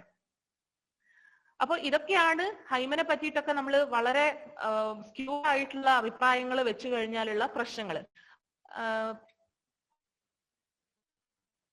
പിന്നെ ആ പെയിൻഫുൾ സിറ്റുവേഷനെ പറ്റി ഞാൻ പറഞ്ഞു. ഹൈമൻ പൊട്ടുന്നത് കൊണ്ട് വളരെ കുറച്ച് പേർക്ക് ചിലപ്പോൾ പെയിൻ ആയിട്ടുള്ള അവസ്ഥ ഉണ്ടാവുള്ളൂ. അങ്ങനെയുള്ള കാര്യങ്ങളൊക്കെ കഴിഞ്ഞു. അപ്പോ ഇത്രയും വാരീഡ് ആയിട്ടുള്ള കണ്ടീഷനിൽ ഇരുന്നുകൊണ്ടാണ് നമ്മൾ ഹൈമൻ വെർജിനിറ്റി എന്നൊക്കെ പറയുന്നത്. ഇവിടെ ഞാൻ പേര് പറഞ്ഞിട്ടുണ്ട് ആ സ്റ്റുഡിയോന്റെ. പിന്നെ 2019, അതായത് കഴിഞ്ഞ വർഷം ഓഗസ്റ്റിൽ 100ഓളം റേപ്പ് സർവൈവേഴ്സ് കോടതിയിൽ ഒരു ഹർജി കൊടുത്തു. നമ്മൾ 2 ഫിംഗർ ടെസ്റ്റ് ചെയ്യാൻ പാടില്ല, റേപ്പിന് വിക്ടിമായിട്ട് പോകുന്ന സമയത്ത് 2 ഫിംഗർ ടെസ്റ്റ് ചെയ്യാൻ പാടില്ല. കേരളത്തിൽ അത് ചെയ്യുന്നില്ല. പക്ഷെ 2013 അത് ബാൻ ചെയ്തിട്ടുള്ളത്. ഇപ്പോഴും പല സ്ഥലങ്ങളിലും ആ 2 ഫിംഗർ ടെസ്റ്റ് ചെയ്യും. അത് അതേപോലെ എഴുതി വെച്ച് കോടതി റൂമുകൾക്കുള്ളിൽ പോലും അത് വായിക്കുന്ന സിറ്റുവേഷൻ ഉള്ള ഒരു സാഹചര്യം ഉള്ളത് കൊണ്ട്, അല്ലെങ്കിൽ അവരെ തന്നെ ഇൻക്രിമിനേറ്റ് ചെയ്യുന്ന രീതിയിലുള്ള സാഹചര്യങ്ങൾ ഉള്ളതുകൊണ്ട് കഴിഞ്ഞ വർഷം പോലും ഇങ്ങനെയുള്ള ഒരു ഹർജി സുപ്രീം കോടതിക്ക് വെക്കേണ്ടതായി വന്ന കാര്യങ്ങൾ പോലും നമ്മളുടെ നാട്ടില് നടക്കുന്നുണ്ട്. നമുക്ക് ക്വസ്റ്റ്യൻസ് എന്നുള്ള രീതിയിൽ പോയാലോ? ഇപ്പൊ തന്നെ കുറച്ച് ടൈം ആയെന്ന് തോന്നുന്നു, 8:50 അത് നന്നാവും. ക്വസ്റ്റ്യൻസ് ചോദിക്കാനുള്ളവർ ചാറ്റ് ബോക്സിൽ ചോദിച്ചോളൂ.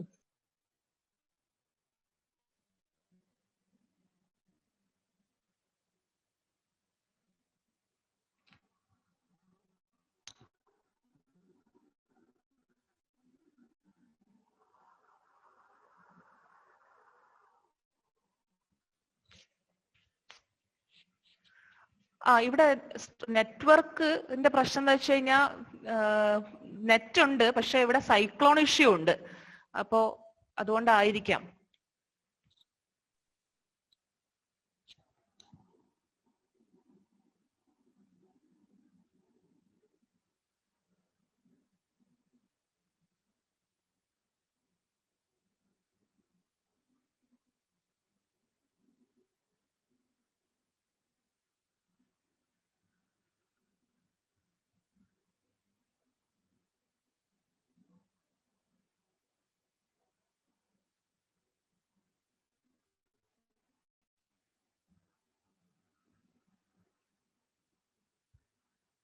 ക്വസ്റ്റ്യൻസ് ഒന്നും ഇല്ലാന്നാണോ?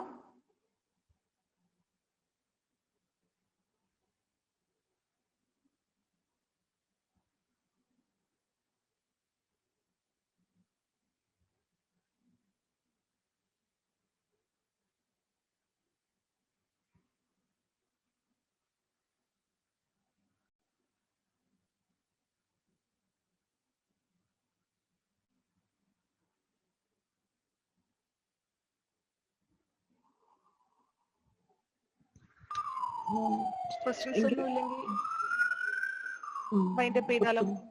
ക്വസ്റ്റ്യൻ വന്നിട്ടുണ്ടായിരുന്നു. Okay. Our culture does not agree with premarital sex. Do you agree? See, അത് കൾച്ചറിനെ സംബന്ധിച്ചിട്ടുള്ളതല്ല, ഓരോരുത്തരുടെയും പേഴ്സണൽ ചോയ്സ് ആണത്. അത് എന്റെ അഭിപ്രായം എന്നുള്ളത് അവിടെ ഒരു വളരെ ഇമ്മെറ്റീരിയൽ ആയിട്ടുള്ള കാര്യമാണ്. എന്ത് സെക്സോ ആയിക്കോട്ടെ, എത്ര സെക്സ് എന്നുള്ളത് എത്ര ഡിലേ ചെയ്യാൻ പറ്റുമോ? കേൾക്കാമോ? അതായത് പ്രായം കൊണ്ട് എത്ര ഡിലേ ചെയ്യാൻ പറ്റുമോ? ഒരു ഉദാഹരണം പറയുവാണെങ്കിൽ 18 വയസ്സിൽ ഒരാള് വിവാഹം ചെയ്തു. അയാൾക്ക് ഈവൻ ഒരു പാർട്ട്ണർ മാത്രമേ ഉള്ളൂവെങ്കിൽ പോലും, അതായത് അയാൾക്ക് മാത്രമല്ല അയാളുടെ പാർട്ട്ണർ ആയിട്ടിരിക്കുന്ന ആൾക്കും ഇതേ ആള് മാത്രമേ പാർട്ട്ണർ ആയിട്ടുള്ളൂ എങ്കിൽ പോലും ഇവരിൽ ഒരാൾക്ക്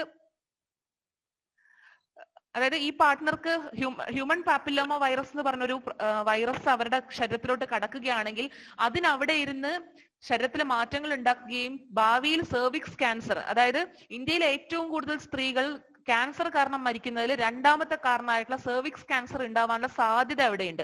അതേസമയം ഒരു 18-year-oldലുള്ള ആദ്യത്തെ സെക്സ് ചെയ്ത ഒരാളെയും 30-year-old സെക്സ് ചെയ്ത ആളെയും കമ്പയർ ചെയ്യുമ്പോൾ ഒരേ സെറ്റിങ്ങിൽ ഒരേ ഒറ്റ പാർട്ട്ണറെ ഉള്ളൂ എന്നുള്ള മട്ടിൽ നമ്മൾ കമ്പയർ ചെയ്യുമ്പോൾ മോർ ചാൻസ് ആർക്കാണ് ക്യാൻസർ ഡെവലപ്പ് ചെയ്യാന്ന് ചോദിച്ചു കഴിഞ്ഞാൽ ഒബ്വിയസ്ലി നേരത്തെ ആക്റ്റീവ് ആയിട്ടുള്ള ആള്.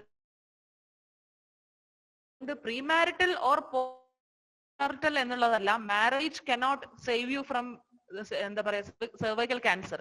Only the age and vaccination status, അതെല്ലാം കൂടെയാണ് നിങ്ങളുടെ സേഫ്റ്റി എന്നുള്ളത് നിർണ്ണയിക്കുന്നത്. സജസ്റ്റ് ചെയ്യുമോ ചോദിച്ചു കഴിഞ്ഞാൽ ഒബ്വിയസ്ലി സജസ്റ്റ് ചെയ്യും. കാരണം നമ്മളുടെ ബോഡി ഫ്രണ്ട്ലി ആയിട്ടുള്ളതും പിന്നെ ബോഡി ഫ്രണ്ട്ലി എന്ന് പറയുമ്പോഴത്തേക്കും പാഡൊക്കെ ആണെങ്കിൽ അതിനകത്ത് കുറെ നേരം അതായത് ഒരു 6 hours കഴിയുമ്പോഴത്തേക്കും ബാക്ടീരിയ എങ്കിൽ പെരുകുന്ന അവസ്ഥയായിരിക്കും ഉണ്ടാവുക. അല്ലെങ്കിൽ കുറച്ചു നേരം അധികം വെച്ചിരുന്നു കഴിഞ്ഞാൽ ആ ഒരു നമ്മുടെ പ്രൈവറ്റ് പാർട്ടിൽ ഉണ്ടാവുന്ന ഇച്ചിങ് അല്ലെങ്കിൽ ചേഞ്ചസ്, അതൊക്കെ ഒരു കട്ടിയായിട്ടുള്ള സ്കിൻ ആവുക, അതൊക്കെ ഉണ്ട് അവിടെ. അപ്പൊ അതുകൊണ്ട് ഏറ്റവും നല്ലത് എസ്പെഷ്യലി വലിയ മെഡിക്കൽ ജേർണൽ ആയിട്ടുള്ള ലാൻസെറ്റ് പോലും പബ്ലിഷ് ചെയ്തിട്ടുള്ളത് സേഫ് ആയിട്ടുള്ള കാര്യം എന്നാണ്. ഓൺലി തിങ് എന്താണെന്ന് വെച്ച് കഴിഞ്ഞാൽ കോപ്പർട്ടി യൂസ് ചെയ്യുന്നവരിൽ അല്ലെങ്കിൽ ബ്ലീഡിങ് മെൻസ്ട്രേഷന്റെ ഇടവിട്ടുള്ള സമയങ്ങളിൽ ബ്ലീഡിങ് ഉള്ളവര്, അതായത് ഇന്റർമെൻസ്ട്രൽ ബ്ലീഡിങ് ഉള്ളവര്, അങ്ങനെയുള്ളവരിലൊക്കെ എങ്ങനെയാണ് ഒരു ലോങ് ടേം ഇഫക്റ്റ് ഉണ്ടാവുന്നത് എന്നുള്ളതിനെ പറ്റിയിട്ട് ഒരു കൃത്യമായിട്ടുള്ള സ്റ്റഡീസ് നടന്നിട്ടില്ല. യൂഷ്വൽ നോർമൽ അല്ലെങ്കിൽ ഹെൽത്തി ആയിട്ടുള്ള ബ്ലീഡിങ് ഉള്ളവർക്ക് ഉറപ്പായിട്ട് ഉപയോഗിക്കാവുന്നതാണ്. പെയിൻഫുൾ ആയിരിക്കും ആദ്യമൊക്കെ ഇൻസേർട്ട് ചെയ്യുന്ന സമയത്ത്, കുറച്ചൊരു പെയിൻ ഉണ്ടാവും, റിലാക്സ് ചെയ്യുക. ഈ റിലാക്സേഷൻ മെത്തേഡ് എന്ന് പറയുമ്പോൾ തന്നെ അതിപ്പോ വെജൈനിസ്മസിന്റെ കാര്യത്തിലാണെങ്കിലും പെരിണിയം റിലാക്സ് ചെയ്യണം. അല്ലാതെ നമ്മൾ ഓക്കെ വെജൈന റിലാക്സ് ആവുന്നുണ്ടെന്ന് ഇങ്ങനെ ചിന്തിച്ചിരുന്നിട്ട് കാര്യമില്ല. പെരിണിയം, അതായത് നമ്മുടെ ബട്ടക്സ് കിടക്കുന്ന ആ കോട്ടില് പതിഞ്ഞിരുന്ന് അങ്ങനെ വേണം, അല്ലെങ്കിൽ കോട്ടിലാണെങ്കിലും എവിടെയാണെങ്കിലും വളരെ പതിഞ്ഞിരുന്ന് ആ ബട്ടക്സ് അടക്കം വേണം റിലാക്സ് ചെയ്യാൻ. അല്ലാതെ നമ്മൾ ഇടയ്ക്ക് യൂറിനേറ്റ് ചെയ്യുന്ന സമയത്ത് പിടിച്ചു വെക്കുന്നത് പോലെ ആ രീതിയിൽ കൺട്രാക്ട് ചെയ്ത് കഴിഞ്ഞാൽ ആ നല്ല രീതിയിൽ റിലാക്സ് ചെയ്യാൻ പറ്റിയെന്ന് വരില്ല. അപ്പൊ വളരെ റിലാക്സ്ഡ് ആയിട്ടുള്ള സിറ്റുവേഷനിൽ മാത്രമേ എന്തൊരു ഫോറിൻ ബോഡിയും വജൈനയുടെ ഉള്ളിലേക്ക് വെക്കാൻ പറ്റുള്ളൂ. അതാണ് ആദ്യം മനസ്സിലാക്കേണ്ടത്.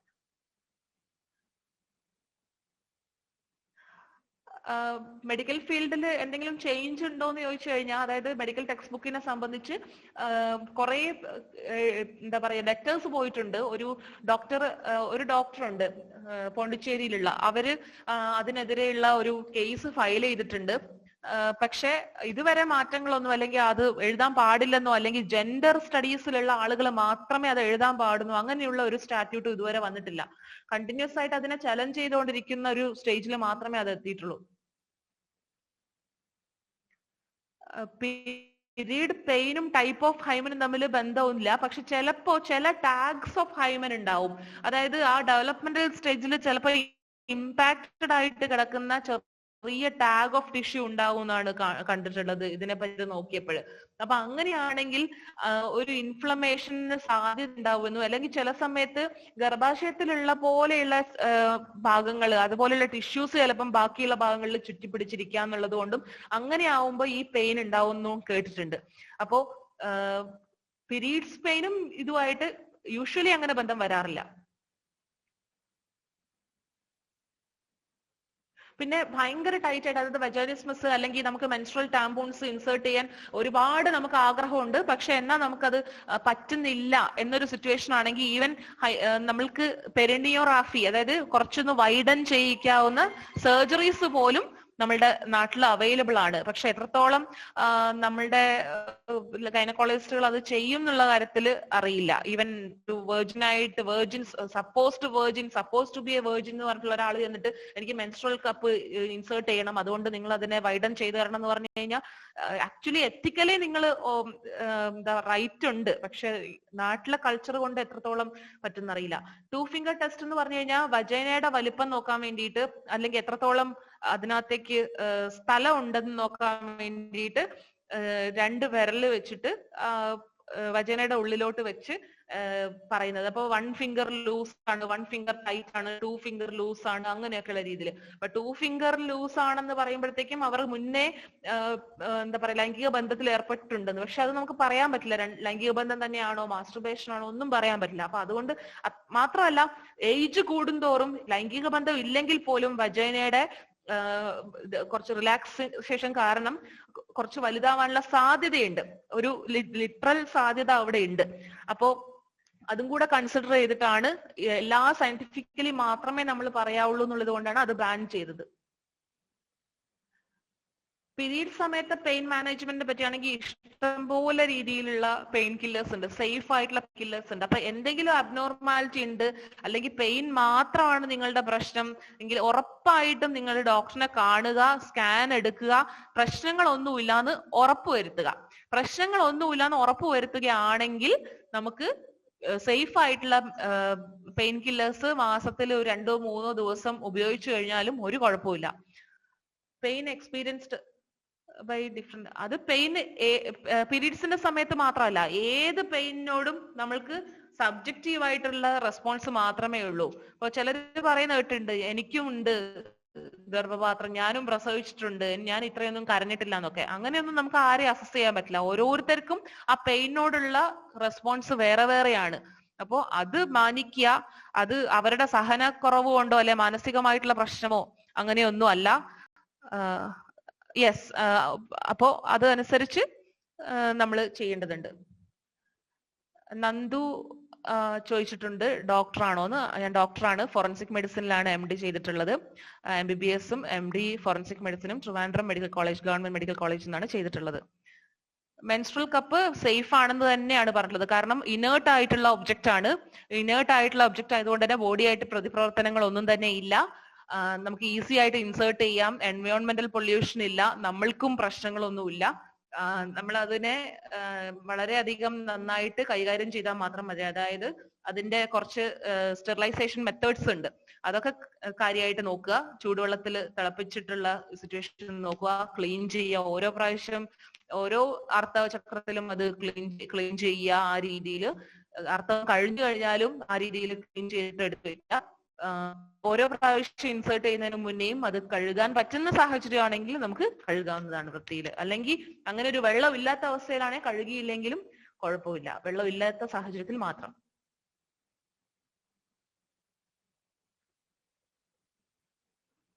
മാസ്റ്റർബേഷൻ ഗുഡ് ഓർ ബാഡ് എന്നുള്ളതും വളരെ പേഴ്സണൽ ആയിട്ട് ഓരോരുത്തരും അസസ് ചെയ്യേണ്ടതാണ്.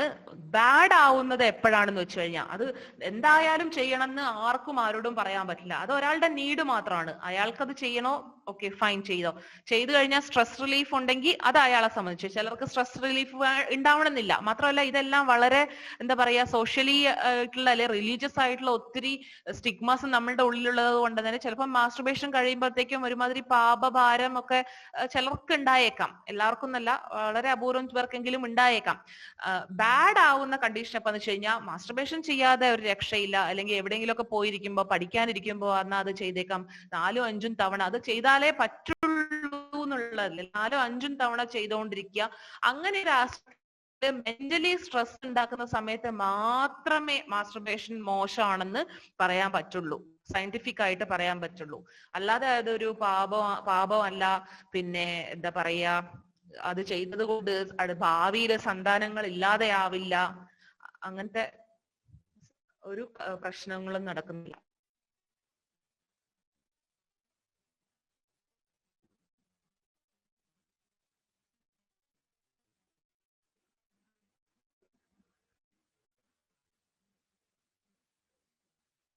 Does stopping masturbation cause any health problem? ഇല്ല, ഒന്നും നടത്തില്ല, ഒരു പ്രശ്നം ഉണ്ടാക്കില്ല. അങ്ങനെ പെട്ടെന്ന് നിർത്തുമ്പോഴത്തേക്കും ഒരു മെന്റൽ സ്ട്രെസ് ഉണ്ടാവുന്നുണ്ടെങ്കിൽ കൂടുതൽ ഫ്രീക്വന്റ് ആയിട്ട് ആ ഒരു സ്ട്രെസ് നിങ്ങൾ ഒരുപാട് ബാധിക്കുന്നുണ്ടെങ്കിൽ അപ്പോഴാണ് നമുക്കൊരു കൺസൾട്ടേഷൻ ആവശ്യമുള്ളത്. കൺസൾട്ടേഷൻ മീൻസ് സൈക്യാട്രിക് കൺസൾട്ടേഷൻ ഒക്കെ ആവശ്യമായിട്ട് വരുന്നത്. എന്തിനാണ് സ്റ്റോപ്പ് ചെയ്യുന്നത് എനിക്ക് what are sex during periods? Okay, ഒന്നാമത്തെ കാര്യം സെക്സ്, അത് നേരത്തെ പറഞ്ഞ പോലെ തന്നെയാണ്. രണ്ടുപേരുടെ ആ സെക്സിൽ ഏർപ്പെടുന്ന രണ്ടുപേരുടെ മാത്രം കാര്യമാണ് എന്താണെന്നുള്ളത്. പിന്നെ ബ്ലഡ് റിലേറ്റഡ് ആയിട്ടുള്ള, ബ്ലഡ് ബോൺ ആയിട്ടുള്ള എന്തെങ്കിലും ഇൻഫെക്ഷൻ നിങ്ങൾക്ക് ഉണ്ടെങ്കിൽ അത് പാർട്ട്ണർക്കും കൂടെ പകരാനുള്ള സാധ്യതയുണ്ട്. അപ്പോൾ മെത്തേഡ്സ് ഉപയോഗിക്കുക എന്നുള്ളതാണ്. കോണ്ടം മസ്റ്റ് ആയിട്ടും യൂസ് ചെയ്യുന്നത്. രണ്ടാമത്തെ കാര്യം എന്ന് വെച്ച് കഴിഞ്ഞാൽ, കോണ്ടം യൂസ് ചെയ്തില്ലെങ്കിൽ ഇജാക്കുലേഷൻ ബോഡിയിലുള്ളിലോട്ടാണ് നടക്കുന്നതെങ്കിൽ പലരുടെയും വിചാരമുണ്ട് പീരീഡ്സിന്റെ സമയത്ത് സെക്സ് ചെയ്ത് കഴിഞ്ഞാൽ പ്രഗ്നന്റ് ആവില്ല എന്നുള്ളത്. പക്ഷെ നമുക്ക് 2 ഓവറികളുണ്ട്. സ്ത്രീ ശരീരത്തിൽ 2 ഓവറികളുണ്ട്. അപ്പോൾ ഒരു ഓവറിയിൽ നിന്നുള്ള അണ്ഡോൽപാദനത്തിന്റെ ഫലമായിട്ടാണ് 14 ഡേയ്സ് കഴിയുമ്പോൾ പീരീഡ്സ് ഉണ്ടാവുന്നത്. പക്ഷെ ഈ ഒരു ദിവസങ്ങളിൽ, അതായത് പീരീഡ്സിന്റെ ഇടയിൽ തന്നെ മറ്റേ അണ്ഡാശയം കൂടെ ആക്ടിവേറ്റഡ് ആയി ഓവം പുറത്ത് വരുവാണെങ്കിൽ, വളരെ റെയർ ചാൻസ് ആണ്, പക്ഷെ അങ്ങനെ പോലും സംഭവിച്ചിട്ടുണ്ട്.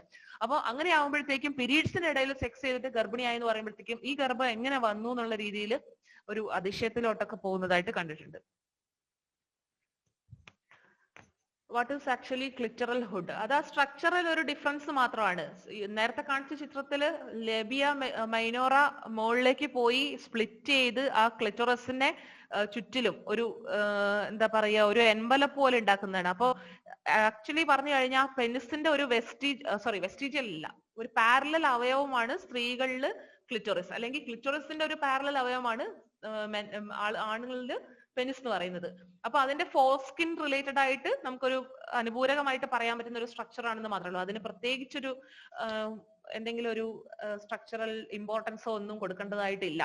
പക്ഷെ ചില സമയത്ത്, അതായത് ഇത് കുറച്ചുകൂടെ വലുതായിട്ടിരിക്കുക അങ്ങനെയൊക്കെ ഉണ്ടെങ്കിൽ ഒരു പക്ഷെ ഇന്റർസെക്സ് എന്ന് പറഞ്ഞ കണ്ടീഷൻ ഉണ്ടോ എന്ന് നമുക്ക് അന്വേഷിക്കാം. അപ്പൊ ഇന്റർസെക്സ് എന്ന് പറഞ്ഞു കഴിഞ്ഞാൽ സെക്സിനെ 3 ആയിട്ട് നമുക്ക് ഡിവൈഡ് ചെയ്യാം. മെയിൽ, ഫീമെയിൽ, ഇന്റർസെക്സ് എന്ന് പറഞ്ഞിട്ട്. അപ്പൊ ആണിന്റെയും പെണ്ണിന്റെയും, ആൺ ശരീരത്തിന്റെയും പെൺ ശരീരത്തിന്റെയും ശരീരഘടനയോടുകൂടെ, ലൈംഗിക അവയവങ്ങളുടെ ഘടനയോടുകൂടെ ഉണ്ടാവുന്നതിനെയാണ് നമ്മൾ ഇന്റർസെക്സ് എന്ന് പറയുന്നത്. അപ്പൊ അത് ഉണ്ടോ എന്നുള്ള ഒരു അന്വേഷണം നടത്തുക ചെയ്യുന്നത് ഓക്കെ ആയിരിക്കും.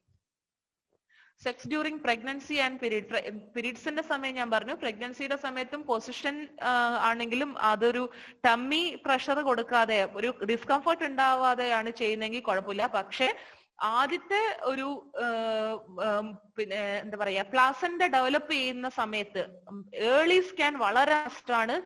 ആ സ്കാനിൽ പ്ലാസന്റ താഴെയാണെങ്കിൽ, പ്ലാസന്റ ഫോം ചെയ്യുന്നത് ഒരു 3 months ഒക്കെ കഴിയുമ്പോഴാണ്.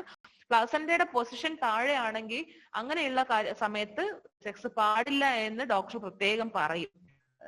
പക്ഷെ കുറച്ച് മാസങ്ങളൊക്കെ ആകുമ്പോഴത്തേക്കും placenta will taken up towards the upper segment. അപ്പൊ കുഴപ്പമുണ്ടാവില്ല. പക്ഷെ ഈവൻ ഡ്യൂറിങ് ലാസ്റ്റ് ട്രൈമസ്റ്ററും അതേപോലെ താഴ്ന്നിരിക്കുന്ന അവസ്ഥയാണെങ്കിൽ സെക്സ് ഡ്യൂറിങ് പ്രഗ്നൻസി എന്ന് പറയുന്നത് ബ്ലീഡിങ്ങിലോട്ട് നയിച്ചേക്കാം.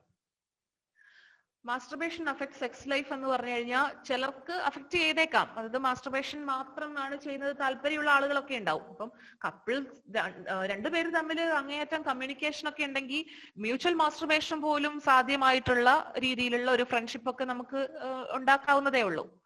അല്ലാതെ മാസ്റ്റർബേഷൻ ചെയ്യുന്നത് കൊണ്ട് സെക്സ് ലൈഫിനെ ബാധിക്കും അങ്ങനെയില്ല. ഒരു വിവാഹ ജീവിതമാകുമ്പോ അല്ലെങ്കിൽ ഒരു ലൈംഗിക ജീവിതമാകുമ്പോ രണ്ടുപേരുടെയും രീതികളെ റെസ്പെക്ട് ചെയ്തിട്ട് രണ്ടുപേർക്കും കംഫർട്ടബിൾ ആയിട്ടുള്ള ഒരു സിറ്റുവേഷനിലോട്ട് പോകുന്ന ഒരവസ്ഥ ക്രിയേറ്റ് ചെയ്യുന്നതാണ് മാന്യത. ആ മാന്യത ഉണ്ടെങ്കിൽ എല്ലാം നമുക്ക് സോൾവ് ചെയ്യാം കേട്ടോ. Is it true that cup could be inserted without much pain and breaking the hymen? Breaking the hymen ഒരു പ്രശ്നമായിട്ട് കാണരുത് എന്നാണ് ഞാൻ പറഞ്ഞത്. അതായത് നമ്മൾ നടക്കുമ്പോഴോ ഓടുമ്പോഴോ ഒക്കെ, ഇനിയിപ്പോ ഒന്നും ചെയ്തില്ലെങ്കിലും ചില ഇൻഫെക്ഷൻസ് വന്നു കഴിഞ്ഞാൽ ഹൈമൻ താനെ നശിച്ചു പോകും. അപ്പോ ഇത്രയും നല്ലൊരു കാര്യം ചെയ്യാൻ വേണ്ടി ഹൈമൻ ആരും നോക്കില്ല, ആർക്കും നോക്കിക്കഴിഞ്ഞാൽ മനസ്സിലാവൂല. ഈവൻ എന്താ പറയാ, ഓക്കെ അത് വേണ്ട, മച്ച് പെയിൻ ഇല്ലാതെ വെക്കാൻ പറ്റുന്ന വെച്ച് കഴിഞ്ഞാൽ റിലാക്സ് ചെയ്ത് ഒരുപാട് ട്രൈ ഒക്കെ ചെയ്യേണ്ടി വരും. നമ്മളുടെ ഇത്രയും സ്റ്റിഗ്മയുള്ള ഒരു സൊസൈറ്റിയിൽ നമുക്ക് പെയിൻ ഒന്നും ഇല്ലാതെ ചെയ്യാൻ പറ്റുക എന്നുള്ളത് അത്ര പോസിബിൾ ആയിട്ടുള്ള ഒരു കാര്യമല്ല. പക്ഷെ ഫ്രീക്വന്റ് ആയിട്ട് നമ്മൾ ശ്രമിച്ചു നോക്കുക, റിലാക്സ് ചെയ്യുവാണെങ്കിൽ ഉറപ്പായിട്ടും അധികം പെയിൻ ഇല്ലാതെ നമുക്ക് ചെയ്യാൻ പറ്റുന്നതാണ്. How can we overcome the fear or anxiety towards sexual life? Is it like you mentioned earlier, fear towards. Okay, ഒന്നാമത്തെ കാര്യം രണ്ടുപേര് തമ്മിൽ മാക്സിമം റെസ്പെക്ട്, കമ്മ്യൂണിക്കേഷൻ, എന്നിട്ട് ട്രൈ ചെയ്ത് നോക്കാനുള്ള ഒരു ഇത്, അതായത് വേദന ഉണ്ടെന്ന് വിചാരിച്ച് ചെയ്യാതിരിക്കുന്നതിനെക്കാട്ടിലും കുറച്ച് ഒരു ഫ്രീക്വന്റ് ആയിട്ടുള്ള എക്സ്പോഷർ അതിന് കൊടുക്കുക. ഇനി എന്നിട്ടും മാറുന്നില്ലെങ്കിൽ ഉറപ്പായിട്ടും ചില മെത്തേഡ്സ്, അതായത് റിലാക്സേഷൻ മെത്തേഡ്സ് അല്ലെങ്കിൽ എന്തെങ്കിലും തെറാപ്പി ഒക്കെ ഒരു സൈക്യാട്രിസ്റ്റിന് തരാൻ പറ്റും. അപ്പൊ ഉറപ്പായിട്ടും ആദ്യം സൈക്യാട്രിസ്റ്റിനെ തന്നെ കാണുക. വേറെ സ്ട്രെസ്ഫുൾ ആയിട്ടുള്ള കണ്ടീഷൻസ് ഒന്നും മാനസികമായിട്ടില്ല, പിന്നെ ശാരീരികമായിട്ടില്ല എന്നുള്ളത് അവർ പറയുന്ന ടെസ്റ്റുകൾ ചെയ്യുക. അങ്ങനെയൊക്കെ നമുക്ക് അതിനെ മാറ്റാൻ പറ്റും. എനിക്ക് മെൻസ്ട്രൽ കപ്പ് ഉള്ളില് സ്റ്റക്ക് ആയിട്ടുള്ള കേസസ് ഒന്നും അറിയില്ല. പുറത്തോട്ട് തെറിച്ചു പോയിട്ടുള്ള കേസസ് അറിയാം. തുമ്മിയപ്പോഴും ബാത്റൂമിൽ ഇരുന്നിട്ട് തുമ്മിയപ്പോഴും ഒക്കെ പോയിട്ടുണ്ടെന്ന് 2-3 പേര് പറഞ്ഞത് കേട്ടിട്ടുണ്ട്. അപ്പോ ബാക്കപ്പ് മെത്തേഡ് എന്തെങ്കിലും കയ്യിൽ വെക്കാന്നുള്ളതും കൂടെ ഒരു കാര്യമാണ്. നമ്മൾ നല്ല യൂസ് ടു ആവാതെ പുറത്തോട്ടൊക്കെ ഇതൊക്കെ കേൾക്കുമ്പോൾ നമ്മളുടെ ടെൻഷൻ അതാ. യൂസ് ടു ആവാതെ പുറത്തോട്ടൊക്കെ വെച്ച് കഴിഞ്ഞാൽ ഇത് തെറിച്ചു പോയി കഴിഞ്ഞാൽ ബ്ലഡ് മേലാവോ, അങ്ങനെയൊക്കെയുള്ള കുറെ ടെൻഷൻസ് ഉണ്ടാവും. അപ്പൊ നല്ല രീതിയിൽ വീട്ടിൽ നിന്ന് തന്നെ അല്ലെങ്കിൽ ഹോസ്റ്റലിൽ നിന്നൊക്കെ ട്രെയിൻ ചെയ്ത ശേഷം നമുക്ക്, പക്ഷെ ഈ ഒരു ഇഷ്യൂ ഒന്നും അധികം ഉണ്ടാവാറില്ല. പലപ്പോഴും വളരെ പെട്ടെന്ന് തന്നെ നമുക്ക് അതുമായിട്ട് യൂസ് ടു ആവാൻ പറ്റാറുണ്ട്. മാസ്റ്റർബേഷൻ ചെയ്യുന്നത് ഒരിക്കലും ഡേഞ്ചർ ആവില്ല, മെത്തേഡ് യൂസ് ചെയ്യുന്നത് അനുസരിച്ച്. നമ്മൾ ഭയങ്കര ഡേഞ്ചറസ് ആയിട്ടുള്ള രീതിയിലുള്ള മെത്തേഡ്സ്, അതായത് മുറിവുണ്ടാക്കാൻ ഉള്ള സാധ്യതയുള്ള കാര്യങ്ങൾ, ഫോറിൻ ബോഡി അതൊക്കെ യൂസ് ചെയ്യുന്നുണ്ടെങ്കിൽ, ക്ലീൻലിനെസ് ഇല്ലാത്ത ഫോറിൻ ബോഡി യൂസ് ചെയ്തിട്ടുണ്ടെങ്കിൽ അതൊക്കെയാണ് പ്രശ്നങ്ങളായി മാറുന്നത്. പിന്നെ നേരത്തെ പറഞ്ഞ മാസ്റ്റർബേഷൻ ചെയ്യാതെ നമുക്ക് ഒന്നും ചെയ്യാൻ പറ്റുന്നില്ലാത്ത അവസ്ഥയിലോട്ട് മെന്റൽ സ്റ്റാറ്റസ് പോവുകയാണെങ്കിൽ നമുക്ക് ഹെൽപ്പ് ആവശ്യമാണ്, അല്ലാതെ കുഴപ്പമൊന്നുമില്ല. സെർവൈക്കൽ ക്യാൻസറിനെ സെക്ഷൽ ഇന്റർകോഴ്സ് ഡിലേ ചെയ്യിപ്പിക്കാനുള്ള ഒരു റീസൺ ആയിട്ട് പറയുന്നതല്ലോ, സത്യമല്ലേ പറയുന്നത്, സയന്റിഫിക് ആയിട്ട് മാത്രമാണ് പറയുന്നത്. അത് മോറൽ പോലീസിങ് ചെയ്യുന്നവർക്ക്, സെർവൈക്കൽ ക്യാൻസർ മാറ്റാൻ വേണ്ടിയിട്ട് ഇവിടെ എന്താ പറയാ, വാക്സിൻ ഉണ്ട്, പിന്നെ സേഫ് സെക്സ് ചെയ്യാനുള്ള, അതായത് കോണ്ടംസ് ഉണ്ട്. പക്ഷെ ഈവൻ കോണ്ടംസ് ആണെങ്കിൽ പോലും എന്താ പറയാ, ആ കോണ്ടം നമ്മൾ എപ്പോഴാണ് യൂസ് ചെയ്യുന്നത്? അവസാനം ആ ഒരു പിന്നെ ഇറക്റ്റഡ് പെനിസിൽ അല്ലെങ്കിൽ ഇന്റർകോഴ്സിന്റെ സമയത്ത് മാത്രമാണ് കോണ്ടംസ് യൂസ് ചെയ്യാൻ പറ്റുന്നത്. അപ്പോ ആ കോണ്ടം യൂസ് ചെയ്തില്ലെങ്കിൽ ഈവൻ റബ്ബിങ് ചെയ്യുന്ന സമയത്ത്, ശരീരത്തിനോട്ട് വളരെ ഇന്റിമേറ്റ് ആയിട്ടുള്ള റബ്ബിങ് ചെയ്യുന്ന സമയത്തും ഇത് പകരാൻ സാധ്യതയുള്ള ഒരു കാര്യമാണ്. അപ്പോ അതിനെ ഒരു മൊറാലിറ്റി എന്നുള്ള രീതിയിലല്ല പറഞ്ഞത്, സയന്റിഫിക് ആയിട്ടുള്ള എക്സ്പ്ലനേഷൻസ് ആണ് പറഞ്ഞത്. പിന്നെ വാക്സിൻ എടുത്തവരിൽ ഈ സാധ്യത വീണ്ടും കുറയുന്നുണ്ട്. അപ്പൊ വാക്സിൻ, രണ്ട് പാർട്ട്നേഴ്സും എല്ലാവരും വാക്സിൻ എടുത്ത ഒരു സമൂഹത്തിൽ നിങ്ങൾ കുറച്ചുകൂടെ നേരത്തെ ചെയ്യുവാണെങ്കിലും വലിയ റിസ്ക് ഒന്നുമില്ല, അത് പറയാനുള്ള ബുദ്ധിമുട്ടില്ല. പിന്നെ വാക്സിൻ എടുക്കുവാണെങ്കിൽ പോലും നമ്മൾക്ക് എന്താ പ്രിവെൻഷൻ ചെയ്യാൻ വേണ്ടിയിട്ട് നല്ല സേഫ് സെക്സ് മെത്തേഡ്സിന്റെ ഭാഗമായിട്ട് ഹൈജീൻ ആയിട്ട് സൂക്ഷിക്കാം. അതായത് രണ്ട് പാർട്ട്നേഴ്സും സെക്സ് ചെയ്യുന്നതിന് മുന്നേയും ശേഷവും ഹൈജീൻ ആയിട്ട് ഉപയോഗിക്കാം. പക്ഷെ അവിടെയും എത്ര പാർട്ട്നേഴ്സ് ഉണ്ട്, അതായത് പാർട്ട്നേഴ്സിന്റെ എണ്ണം കൂടുമ്പോ ഈ ഒരു റിസ്ക്, ഒന്നാമത്തെ കാര്യം നമ്മൾ മനസ്സിലാക്കേണ്ടത്, ഒരാളുടെയും സെക്സ് ലൈഫ് മറ്റൊരാൾക്ക്, അതെ നിങ്ങൾ എന്നല്ല നമ്മൾ എത്ര ഭയങ്കര സംഭവമായിട്ട് എനിക്ക് എല്ലാം എന്റെ പാർട്ട്ണറിനെ പറ്റി എല്ലാം അറിയാന്ന് പറഞ്ഞു കഴിഞ്ഞാലും അതിനെ നമുക്ക് ഒരു ഡോക്ടർ എന്നുള്ള രീതിയിൽ എന്താ പറയാ, അത് അംഗീകരിക്കാൻ കുറച്ച് ബുദ്ധിമുട്ടാണ്. ഡോക്ടർ എന്നുള്ള രീതിയിലും വ്യക്തി എന്നുള്ള രീതിയിലും അത് അംഗീകരിക്കാൻ ബുദ്ധിമുട്ടാണ്. ഒരാളെ എവിടെ പോകുന്നു, എന്ത് ചെയ്യുന്നു, ഒന്നും തന്നെ നമുക്ക് മുഴുവനായിട്ടും പറയാൻ പറ്റണമെന്നില്ല. അപ്പോ ഈവൻ വാക്സിൻ ചെയ്തതിന്റെ സ്റ്റാറ്റസ് പോലും നമുക്ക് അറിയില്ല. അപ്പോ എത്ര പാർട്ട്നേഴ്സ് ഉണ്ടാവുന്നതും വളരെ മോശമായിട്ടുള്ള നമ്മളെ ബാധിച്ചേക്കാം. വാക്സിൻ കംപ്ലീറ്റ് ഒരു 100% പ്രൊട്ടക്ഷൻ നൽകുന്നുമില്ല, ഒന്നും നമുക്ക് 100% പ്രൊട്ടക്ഷൻ നൽകുന്നില്ല. Excessive flow of blood during menstruation ഇല്ല, ഹൈമനെ ഇതൊന്നും തന്നെ അഫക്ട് ചെയ്യുന്നില്ല. ഹൈമൻ എന്ന് പറഞ്ഞു കഴിഞ്ഞാൽ ഒരു വളരെ വെസ്റ്റീജിയൽ ആയിട്ടുള്ള ഒരു ഓർഗനാണ്. അതവിടെ ഇരിക്കുന്നതേ ഉള്ളൂ, ഇരുന്നത് കൊണ്ട് പ്രത്യേകിച്ച് ഉപയോഗവും ഇല്ല, ഇരിക്കാത്തത് കൊണ്ടും പ്രത്യേകിച്ച് ഒരു ഉപയോഗവും ഇല്ല.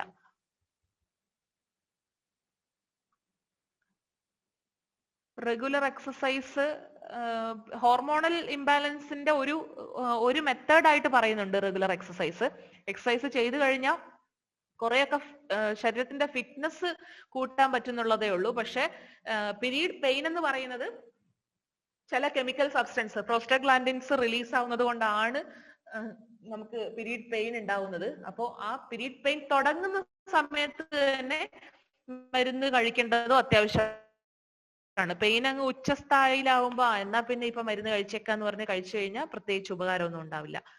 കുറച്ചൊക്കെ വ്യത്യാസങ്ങൾ റെഗുലർ എക്സസൈസ് കാരണം ഉണ്ടാവാം, പക്ഷെ പൂർണ്ണമായിട്ടും അതൊരു പരിഹാരമായിട്ട് തോന്നില്ല എന്നല്ല, പൂർണ്ണമായിട്ടും അതൊരു പരിഹാരമല്ല. Frequent masturbations and real sex life സ്ക്രോ, അതൊന്നുകൂടെ പറയൂ എന്താ ഉദ്ദേശിക്കുന്നതെന്ന്. ഫ്രീക്വന്റ് മാസ്റ്റർബേഷൻ ചെയ്യുന്നവർ കൂടുതൽ സെക്സ് ചെയ്യാൻ താല്പര്യമുള്ളവരായിരിക്കും എന്നാണോ ഉദ്ദേശിച്ചത്? Irregular period after 18 will affect virginity. ഇല്ല, വെർജിനിറ്റിയെ ഇതൊന്നും ബാധിക്കുന്നില്ല. വെർജിനിറ്റി ആണോ ഉദ്ദേശിച്ചത്? സ്റ്റെറിലിറ്റി അല്ലെങ്കിൽ റീപ്രൊഡക്ഷന്റെ കാര്യമാണോ ഉദ്ദേശിച്ചത്? ഈ രണ്ട് ക്വസ്റ്റ്യൻസ് എനിക്ക് മനസ്സിലായില്ല. How much blood will be, ഒരു 80 ml ബ്ലഡിൽ കൂടുതൽ ബ്ലഡ് ലോസ് ഉണ്ടെങ്കിൽ അത് കുറച്ച് മോശമാണെന്നാണ് പറയുന്നത്. കൂടുതൽ ബ്ലഡ് ലോസ് ഉണ്ടെന്നാണ് പറയുന്നത്. ബ്ലഡ് ലോസിന്റെ കാരണം കണ്ടുപിടിക്കണം. പിന്നെ നമുക്ക് ഇപ്പൊ മെൻസ്ട്രൽ കപ്പിലൊക്കെ ആണെങ്കിൽ നമുക്ക് ബ്ലഡ് ഏകദേശം നമുക്ക് അളക്കാൻ പറ്റും. പാഡിലാണെങ്കിലും അളക്കാൻ പറ്റും. അതിന്റെ ചിത്രങ്ങൾ ഗൂഗിളിൽ അവൈലബിൾ ആണ്. ചില ഡോക്ടേഴ്സിന്റെ തന്നെ ചില സ്ലൈഡ് ഷെയർസ് ഉണ്ട്. അപ്പൊ അതിനകത്ത് നോക്കിയിട്ട് എങ്ങനെയാണ് ഒരു പാഡിൽ എത്ര ബ്ലഡ് ഉണ്ടാവും എന്നുള്ളത് നമുക്ക് കാൽക്കുലേറ്റ് ചെയ്തെടുക്കാൻ പറ്റും. ഡേ ടൈമിലും നൈറ്റ് ടൈമിലും ഉള്ള ഡിഫറൻസും ഒക്കെ ഉണ്ട്. അപ്പൊ അത് നോക്കിയിട്ട് നമുക്ക് കാൽക്കുലേറ്റ് ചെയ്യാം.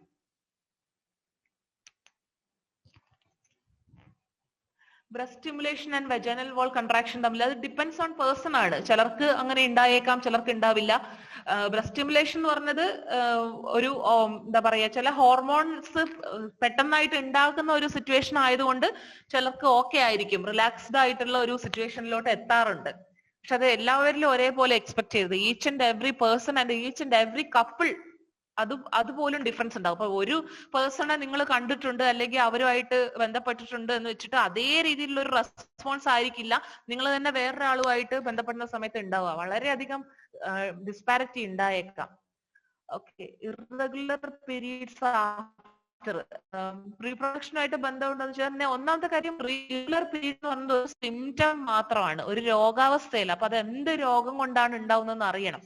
ഈവൻ PCOD ആണെങ്കിലും പോളിസിസ്റ്റിക് ഓവറി സിൻഡ്രോം ആണെങ്കിലും, അതായത് സാധാരണ രീതിയിലുള്ള ഓവുലേഷൻ ഓവറിയിലെ ടിഷ്യൂസിനെ റീപ്ലേസ് ചെയ്തുകൊണ്ട് വേറെ ടിഷ്യൂ ഉണ്ടാവുക, വേറെ എന്ന് പറഞ്ഞു കഴിഞ്ഞാൽ സ്ട്രോമൽ ടിഷ്യൂ, അതായത് ബേസ്മെന്റ് ഉണ്ടാക്കുന്ന ടിഷ്യൂ കൂടുതൽ ഉണ്ടാവുക എങ്കിൽ പോലും അതുപോലും ഒരു നോർമൽ വാരിയന്റ് ആയിട്ട് കൺസിഡർ ചെയ്യണം എന്നുള്ള രീതിയിലോട്ടുള്ള സ്റ്റഡീസും പുറത്തു വരുന്നുണ്ട്. അതുകൊണ്ട് അതിനെ ഒരു റീപ്രൊഡക്ഷനെ പൂർണ്ണമായിട്ടും ബാധിക്കുന്നുള്ള രീതിയിലല്ല നമ്മൾ അതിനെ അസസ് ചെയ്യേണ്ടത്. എന്ത് രോഗം കൊണ്ടാണ് ഇറഗുലർ ആയിട്ട് പീരീഡ് ഉണ്ടാകുന്നത് ആ രോഗത്തിനെ നമ്മൾ എന്താ പറയാ, സ്റ്റെറിലിറ്റി എന്നത് ഒരു രോഗമല്ല, ഒരു അവസ്ഥയാണ്. ആ അവസ്ഥയിലോട്ട് എങ്ങനെ എത്തിക്കുന്നു എന്നുള്ള കാര്യത്തിലോട്ടാണ് നമ്മൾ ഇൻവെസ്റ്റിഗേഷൻ ചെയ്യേണ്ടത്. യൂസിങ് പെയിൻ കില്ലർ ഡ്യൂറിങ് ഉണ്ട്. ഫാറ്റ് റിച്ച് ആയിട്ടുള്ള ഫുഡ് കുറയ്ക്കുന്നത് കൊണ്ട് ചിലർക്ക് ഹെൽപ്ഫുൾ ആവാറുണ്ട്. എക്സസൈസ് എന്ന് പറയുമ്പോഴത്തേക്കും upper chest, lower chest, back, axilla, arms, ഇത്രയും കാര്യങ്ങൾ റെഗുലർ ആയിട്ടും കൂടുതലായിട്ടും ചെയ്യേണ്ടി വരും. പക്ഷെ ഒരുപാട് വ്യത്യാസമൊന്നും നമ്മൾ പ്രതീക്ഷിക്കരുത് എന്നാണ് പറയാനുള്ളത്. വേണമെങ്കിൽ നമുക്ക് റിഡക്ഷൻ സർജറീസും ഉണ്ട്. പക്ഷെ എനി സർജറി അതൊരു റിസ്കി ആയിട്ടുള്ള ഒരു കാര്യമാവാൻ സാധ്യതയുണ്ടെന്ന് പറയണം. ചിലരില് PCODയും ബോഡി വെയിറ്റും തമ്മിൽ ബന്ധമുണ്ടോ എന്ന് ചോദിച്ചിട്ടുണ്ട്. ചിലരില് ബന്ധം ഉണ്ടാവും, അല്ല മെലിഞ്ഞിരിക്കുന്നവരിൽ PCOD ഉള്ളതുകൊണ്ട്. അപ്പൊ അങ്ങനെ അതൊരു എന്താ പറയാ, ഉറപ്പായിട്ടും ഇങ്ങനെ ആയിരിക്കും എന്ന് പറയാൻ പറ്റില്ല. Do frequent masturbation loses okay, frequent masturbation നമ്മളുടെ സെൻസിറ്റിവിറ്റി കുറയ്ക്കോ എന്നൊക്കെയാണ് ചോദിച്ചിട്ടുള്ളത്. ഇല്ല. പീരീഡ്സിൽ പെയിൻ ഇഷ്യൂ എന്താന്ന് പറഞ്ഞു കഴിഞ്ഞാൽ, സെക്ഷൽ പ്ലഷർ എന്ന് പറഞ്ഞത് ഏതൊരു പ്ലഷറും പോലെ തന്നെയാണ്. ഇപ്പൊ ചിലര് പറയുന്നു സെക്ഷൽ പ്ലഷർ മാത്രം നമുക്ക് മടുക്കില്ല എന്നൊക്കെ പറയുന്നവരുണ്ട്. പക്ഷെ അങ്ങനെയല്ല, അത് ഡിപ്പെൻഡ്സ് ഓൺ പേഴ്സൺ. കൂടുതൽ ഇഷ്ടമുള്ളവരുണ്ടാവും സെക്സിനോട്, അല്ലെങ്കിൽ സെക്സിനോട് ഒട്ടുമേ ഇഷ്ടമില്ലാത്തവരുണ്ടാവും. അപ്പോ കുറച്ചെങ്കിലും അത്ര വലിയ താല്പര്യമൊന്നും ഇല്ലാത്ത ഒരാൾക്ക് മാസ്റ്റർബേഷൻ ചെയ്യുമ്പോൾ ചിലപ്പോൾ അതിനോടുള്ള ഇഷ്ടം കുറവായിരിക്കും. അത് ഈവൻ കപ്പിൾ ലൈഫിൽ പോലും സംഭവിക്കുന്ന കാര്യമാണ്. കുറെ കാലം കഴിയുമ്പോൾ നമുക്ക് മടുത്തേക്കാം. അപ്പോ കുറച്ചൊരു ഇന്റർവെൽ അതിന് വെക്കുക, മാറി നിൽക്കാൻ പറ്റുവാണെങ്കിൽ അങ്ങനെ ഒരു സാഹചര്യം ഉണ്ടാക്കാം. അങ്ങനെ പല മെത്തേഡ്സും ഉപയോഗിക്കാവുന്നതാണ്. പിന്നെ എല്ലാ ദിവസവും സെക്സ് ചെയ്യുന്നത് അതുകൊണ്ടൊരു പ്രശ്നമാണെന്നല്ല കേട്ടോ ഉദ്ദേശിച്ചത്.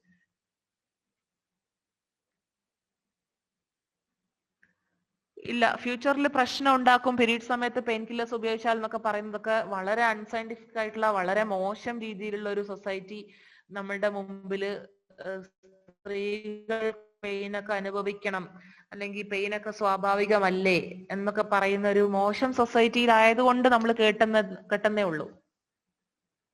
Sexual pleasure men and women different ആണോ? ഉറപ്പായിട്ടും ഡിഫറെന്റ് ആയിരിക്കുമല്ലോ. ഡിഫറെന്റ് ആണ്. പലപ്പോഴും പല ജോക്സും അതിനെ പറ്റിയിട്ടൊക്കെ കേട്ടിട്ടുണ്ട്. മെയിൽസിന് വളരെ കുറച്ച് നേരത്തേക്കേ ഉള്ളൂ, ഫീമെയിൽസിന് കുറെ നേരത്തേക്ക് ഉണ്ട് എന്നൊക്കെ ഉള്ളത്. ഫീമെയിൽസിന് കുറെ നേരത്തേക്ക് ഉണ്ടാവാം, പക്ഷെ ഫീമെയിൽസിന് സെക്ഷൽ പ്ലഷറേ ഇല്ലാത്ത അവസ്ഥകളും ചിലപ്പോൾ ഉണ്ടാവാറുണ്ട്. അപ്പം മാക്സിമം മ്യൂച്വൽ മാസ്റ്റർബേഷൻ ആണെങ്കിൽ പോലും ഒരു കപ്പിൾ തമ്മിലുള്ള ഒരു അണ്ടർസ്റ്റാൻഡിങ്ങും റെസ്പെക്റ്റും പോലെ ഇരിക്കും. STD ഡേഞ്ചറസ് ആണോ എന്ന് വെച്ച് കഴിഞ്ഞാൽ ഒബ്വിയസ്ലി ഡേഞ്ചറസ് ആണ്. സെക്ഷലി ട്രാൻസ്മിറ്റഡ് ഇൽനെസ് ഉണ്ടാവും എന്ന് പറഞ്ഞാൽ ഒന്നാമത് നമ്മളുടെ സമൂഹത്തിൽ വെച്ച് നോക്കുമ്പോൾ അത് എത്തിക്കലി ഒത്തിരി കൺസേൺസ് ഉണ്ടാക്കുന്നതാണ്. ഇവൻ എവിടെ പോകുന്നു, ഇവളെ എവിടെ പോകുന്നു, ഇവർക്ക് ഇത് എങ്ങനെ കിട്ടി എന്നൊക്കെ ഉള്ളത്. പിന്നെ ബ്ലഡ് ഡൊണേഷൻ ചെയ്യാൻ നമുക്ക് പറ്റില്ല സെക്ഷലി ട്രാൻസ്മിറ്റഡ് ഇൽനെസ് ഉണ്ടെങ്കിൽ. സെക്ഷലി ട്രാൻസ്മിറ്റഡ് ആയിട്ടുള്ള ഒരാള്, ഇൽനെസ് ഉള്ള ഒരാൾക്ക് കല്യാണം കഴിക്കാൻ പറ്റില്ല. അതായത് നിരന്തരമായിട്ട് ട്രാൻസ്ഫർ ചെയ്യും. ഇൻഫെക്റ്റീവ് ആയിട്ടുള്ള ഏത് അസുഖത്തിന്റെയും അങ്ങനെയാണ്. ബ്ലഡ് ഇൻഫെക്റ്റഡ് ചെയ്യാൻ പറ്റുന്ന രീതിയിലുള്ള, ഇപ്പൊ HIV കാര്യത്തിലാണെങ്കിൽ ഇൻഫെക്റ്റീവ് സ്റ്റേജിൽ പകർത്തുമെന്നുള്ള ഉദ്ദേശത്തോടു കൂടി ഉദ്ദേശത്തോടു കൂടെ ഒക്കെ ചെയ്യുന്നു എന്നുള്ളത് എസ്റ്റാബ്ലിഷ്ഡ് ആവുകയാണെങ്കിൽ അത് ഈവൻ പനിഷബിൾ ആയിട്ടുള്ള ഒഫൻസും കൂടെയാണ്. ചില സെക്ഷലി ട്രാൻസ്മിറ്റഡ് ഇൽനെസ്സിന് പിന്നെ മിക്ക HIV പോലും ഇപ്പൊ വളരെ നല്ല രീതിയിലുള്ള മരുന്നുകളുണ്ട്. ഇൻഫെക്റ്റീവ് സ്റ്റേജിൽ അല്ലാത്ത രീതിയിൽ ആക്കാൻ പറ്റുന്ന മരുന്നുകളുണ്ട്. അപ്പൊ അങ്ങനെ ഒരു സാഹചര്യം നിലനിൽക്കുമ്പോൾ ഉറപ്പായിട്ടും STD ഉണ്ടെങ്കിൽ ചികിത്സിക്കാനുള്ള ഒരു സാഹചര്യം നമുക്കുണ്ട്. പക്ഷെ ചികിത്സിക്കാതിരിക്കുകയാണെങ്കിൽ ഉറപ്പായിട്ടും ഡേഞ്ചറസ് ആണ്. അത് ഇന്റേണൽ ഓർഗൻസിനെ ബാധിക്കുന്ന രീതിയിലോട്ട് പോലും ഫ്ലറിഷ് ചെയ്യാനുള്ള സാധ്യതകളുണ്ട്. അഥവാ സ്വയം സെൽഫിനും പാർട്ട്നേഴ്സിനും പ്രശ്നം ഉണ്ടാവുന്ന രീതിയിലായിരിക്കും അത്. Masturbation reduce testosterone levels in man എന്നൊരു ക്വസ്റ്റ്യൻ ചോദിച്ചു. എനിക്കതിനെ പറ്റി കൃത്യമായിട്ട് അറിയില്ല. അങ്ങനെ കുറയ്ക്കുന്ന ഞാൻ എവിടെയും വായിച്ചിട്ടില്ല. സോറി, എനിക്കതിനെ പറ്റി അറിയില്ല. Speedy ejaculation affect good sexual life. Sexual ലൈഫിലെ ഒരു പ്രശ്നങ്ങളും ഹെൽത്തി റിലേഷൻഷിപ്പുള്ള ആളുകളെ ബാധിക്കാൻ സാധ്യതയില്ല. എപ്പോ രണ്ടുപേർക്കും ഓർഗാസം ഉണ്ടെന്ന് ഉറപ്പുവരുത്തിയിട്ടുള്ള ജീവിതങ്ങളിൽ അങ്ങനെ ഒരു കാര്യമില്ല. അല്ലെ ഒരാൾക്ക് മാത്രമേ ഓർഗാസം ഉള്ളൂ, മറ്റേ ആൾക്ക് ഓർഗാസം ഇല്ല, എന്നാ പിന്നെ അങ്ങനെ ആയിക്കോട്ടെ എന്നുള്ള രീതിയിൽ ജീവിക്കുകയാണെങ്കിൽ അത് കപ്പിളിന്റെ ഇടയിൽ ഇഷ്യൂസ് ഉണ്ടാക്കാം. സ്പീഡി ഇജാക്കുലേഷൻ ചിലപ്പം ചിലർക്ക് ബുദ്ധിമുട്ടായിരിക്കും. അപ്പൊ പാർട്ട്ണറിനോട് ചോദിക്കുക. പിന്നെ മാത്രമല്ല പ്രിമച്വർ ഇജാക്കുലേഷൻ ആണോ അതെന്ന് ഉറപ്പുവരുത്താൻ വേണ്ടി ഉറപ്പായിട്ടും ഒരു യൂറോളജിസ്റ്റിനെ കാണിക്കുക. അത് എന്തുകൊണ്ടാണെന്ന് അസസ് ചെയ്യുക. അതിനു വേണ്ടിയിട്ടുള്ള മെഡിക്കേഷൻസ് എടുക്കുക.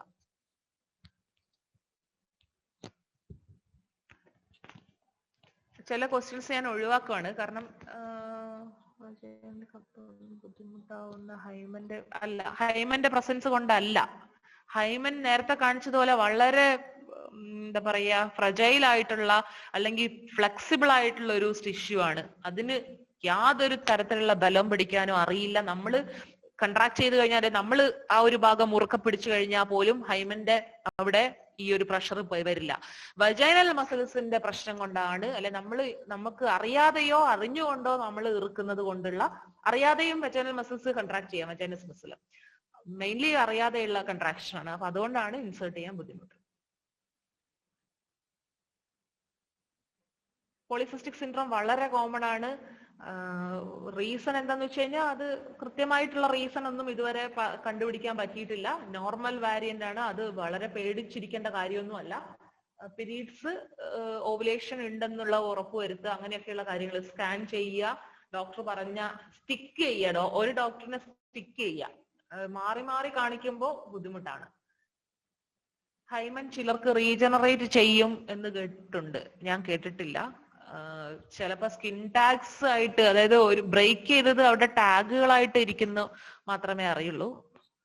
റീജനറേറ്റ് ചെയ്യുന്നത് ഹീൽ ചെയ്യുന്നതാണോ ഉദ്ദേശിച്ചതെന്ന് എനിക്ക് തോന്നുന്നു. ഹീൽ ചെയ്തിട്ട് പഴയ പോലത്തെ അവസ്ഥയിലാവുന്നത് വളരെ അപൂർവമായിട്ട് മാത്രം അങ്ങനെ. PCOS not completely curable. അതൊരു കണ്ടീഷനാണ്, ചിലപ്പോൾ ലൈഫ് ലോങ് ആയിട്ട് ഉണ്ടാവുന്ന ഒരു കണ്ടീഷനാണ്. ഇപ്പോഴത്തെ സമൂഹത്തിൽ കുറെ കൂടെ എന്താ പറയാ, സമൂഹത്തിൽ നിന്ന് കുറെ സ്കാനിങ് കൂടുതോറും ഇതൊരു നോർമൽ ഒരു ഫൈൻഡിങ് ആയിട്ട് പോലും മാറിയിട്ടുണ്ട്. പീരീഡ്സ് വൈകിപ്പിക്കാൻ കഴിക്കുന്ന മെഡിസിൻസ് ഡേഞ്ചറസ് ആണ്. അത് ഹോർമോണൽ ടാബ്ലറ്റ്സ് ആണ്. അത് പിന്നീടുള്ള പീരീഡ്സ് കൂടുതൽ ബ്ലീഡിങ് ഉണ്ടാവാനുള്ള സാധ്യത ഉണ്ടാക്കിയേക്കാം. ഹോർമോൺസ് എപ്പോഴും മൂഡ് ചേഞ്ചസ് ഉണ്ടാക്കാനുള്ള സാധ്യത, ഒരു റിസ്ക് അവിടെ ഉണ്ട്. അപ്പോ മാക്സിമം പീരീഡ്സ് ഡിലേ ചെയ്യിക്കാതിരിക്കുക, ചടങ്ങുകൾ ഡിലേ ചെയ്യിപ്പിക്കുക, അല്ലെ ബാക്കിയുള്ള ആക്ടിവിറ്റീസ് ഡിലേ ചെയ്യിപ്പിക്കുക എന്നല്ലാതെ പീരീഡ്സ് ഡിലേ ചെയ്യിപ്പിക്കാതിരിക്കുക. How to prevent slippage of condom എനിക്ക് അറിയില്ല കേട്ടോ. സൈസ് കൂടാനുള്ള മെഡിസിൻസ്, ഒന്നാമത്തെ കാര്യം സൈസ് അങ്ങനെ കൂടില്ല. ഡേഞ്ചർ ആണോ എന്ന് ചോദിച്ചു കഴിഞ്ഞാൽ അതും എനിക്കറിയില്ല. കുറെ കാര്യങ്ങൾ എനിക്ക് അറിയില്ല.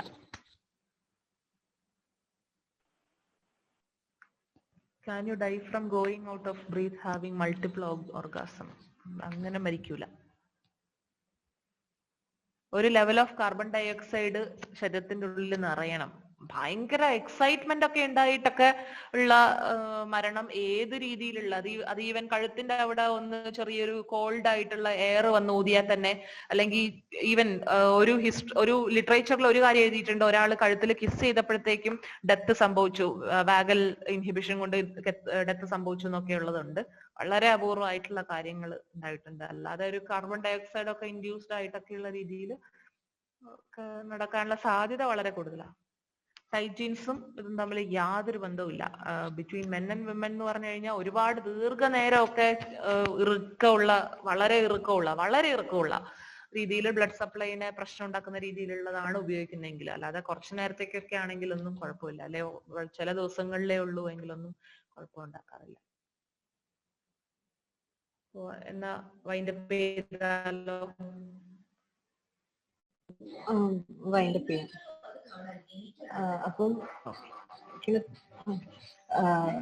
മീറ്റിംഗില് വന്ന എല്ലാവർക്കും നന്ദി.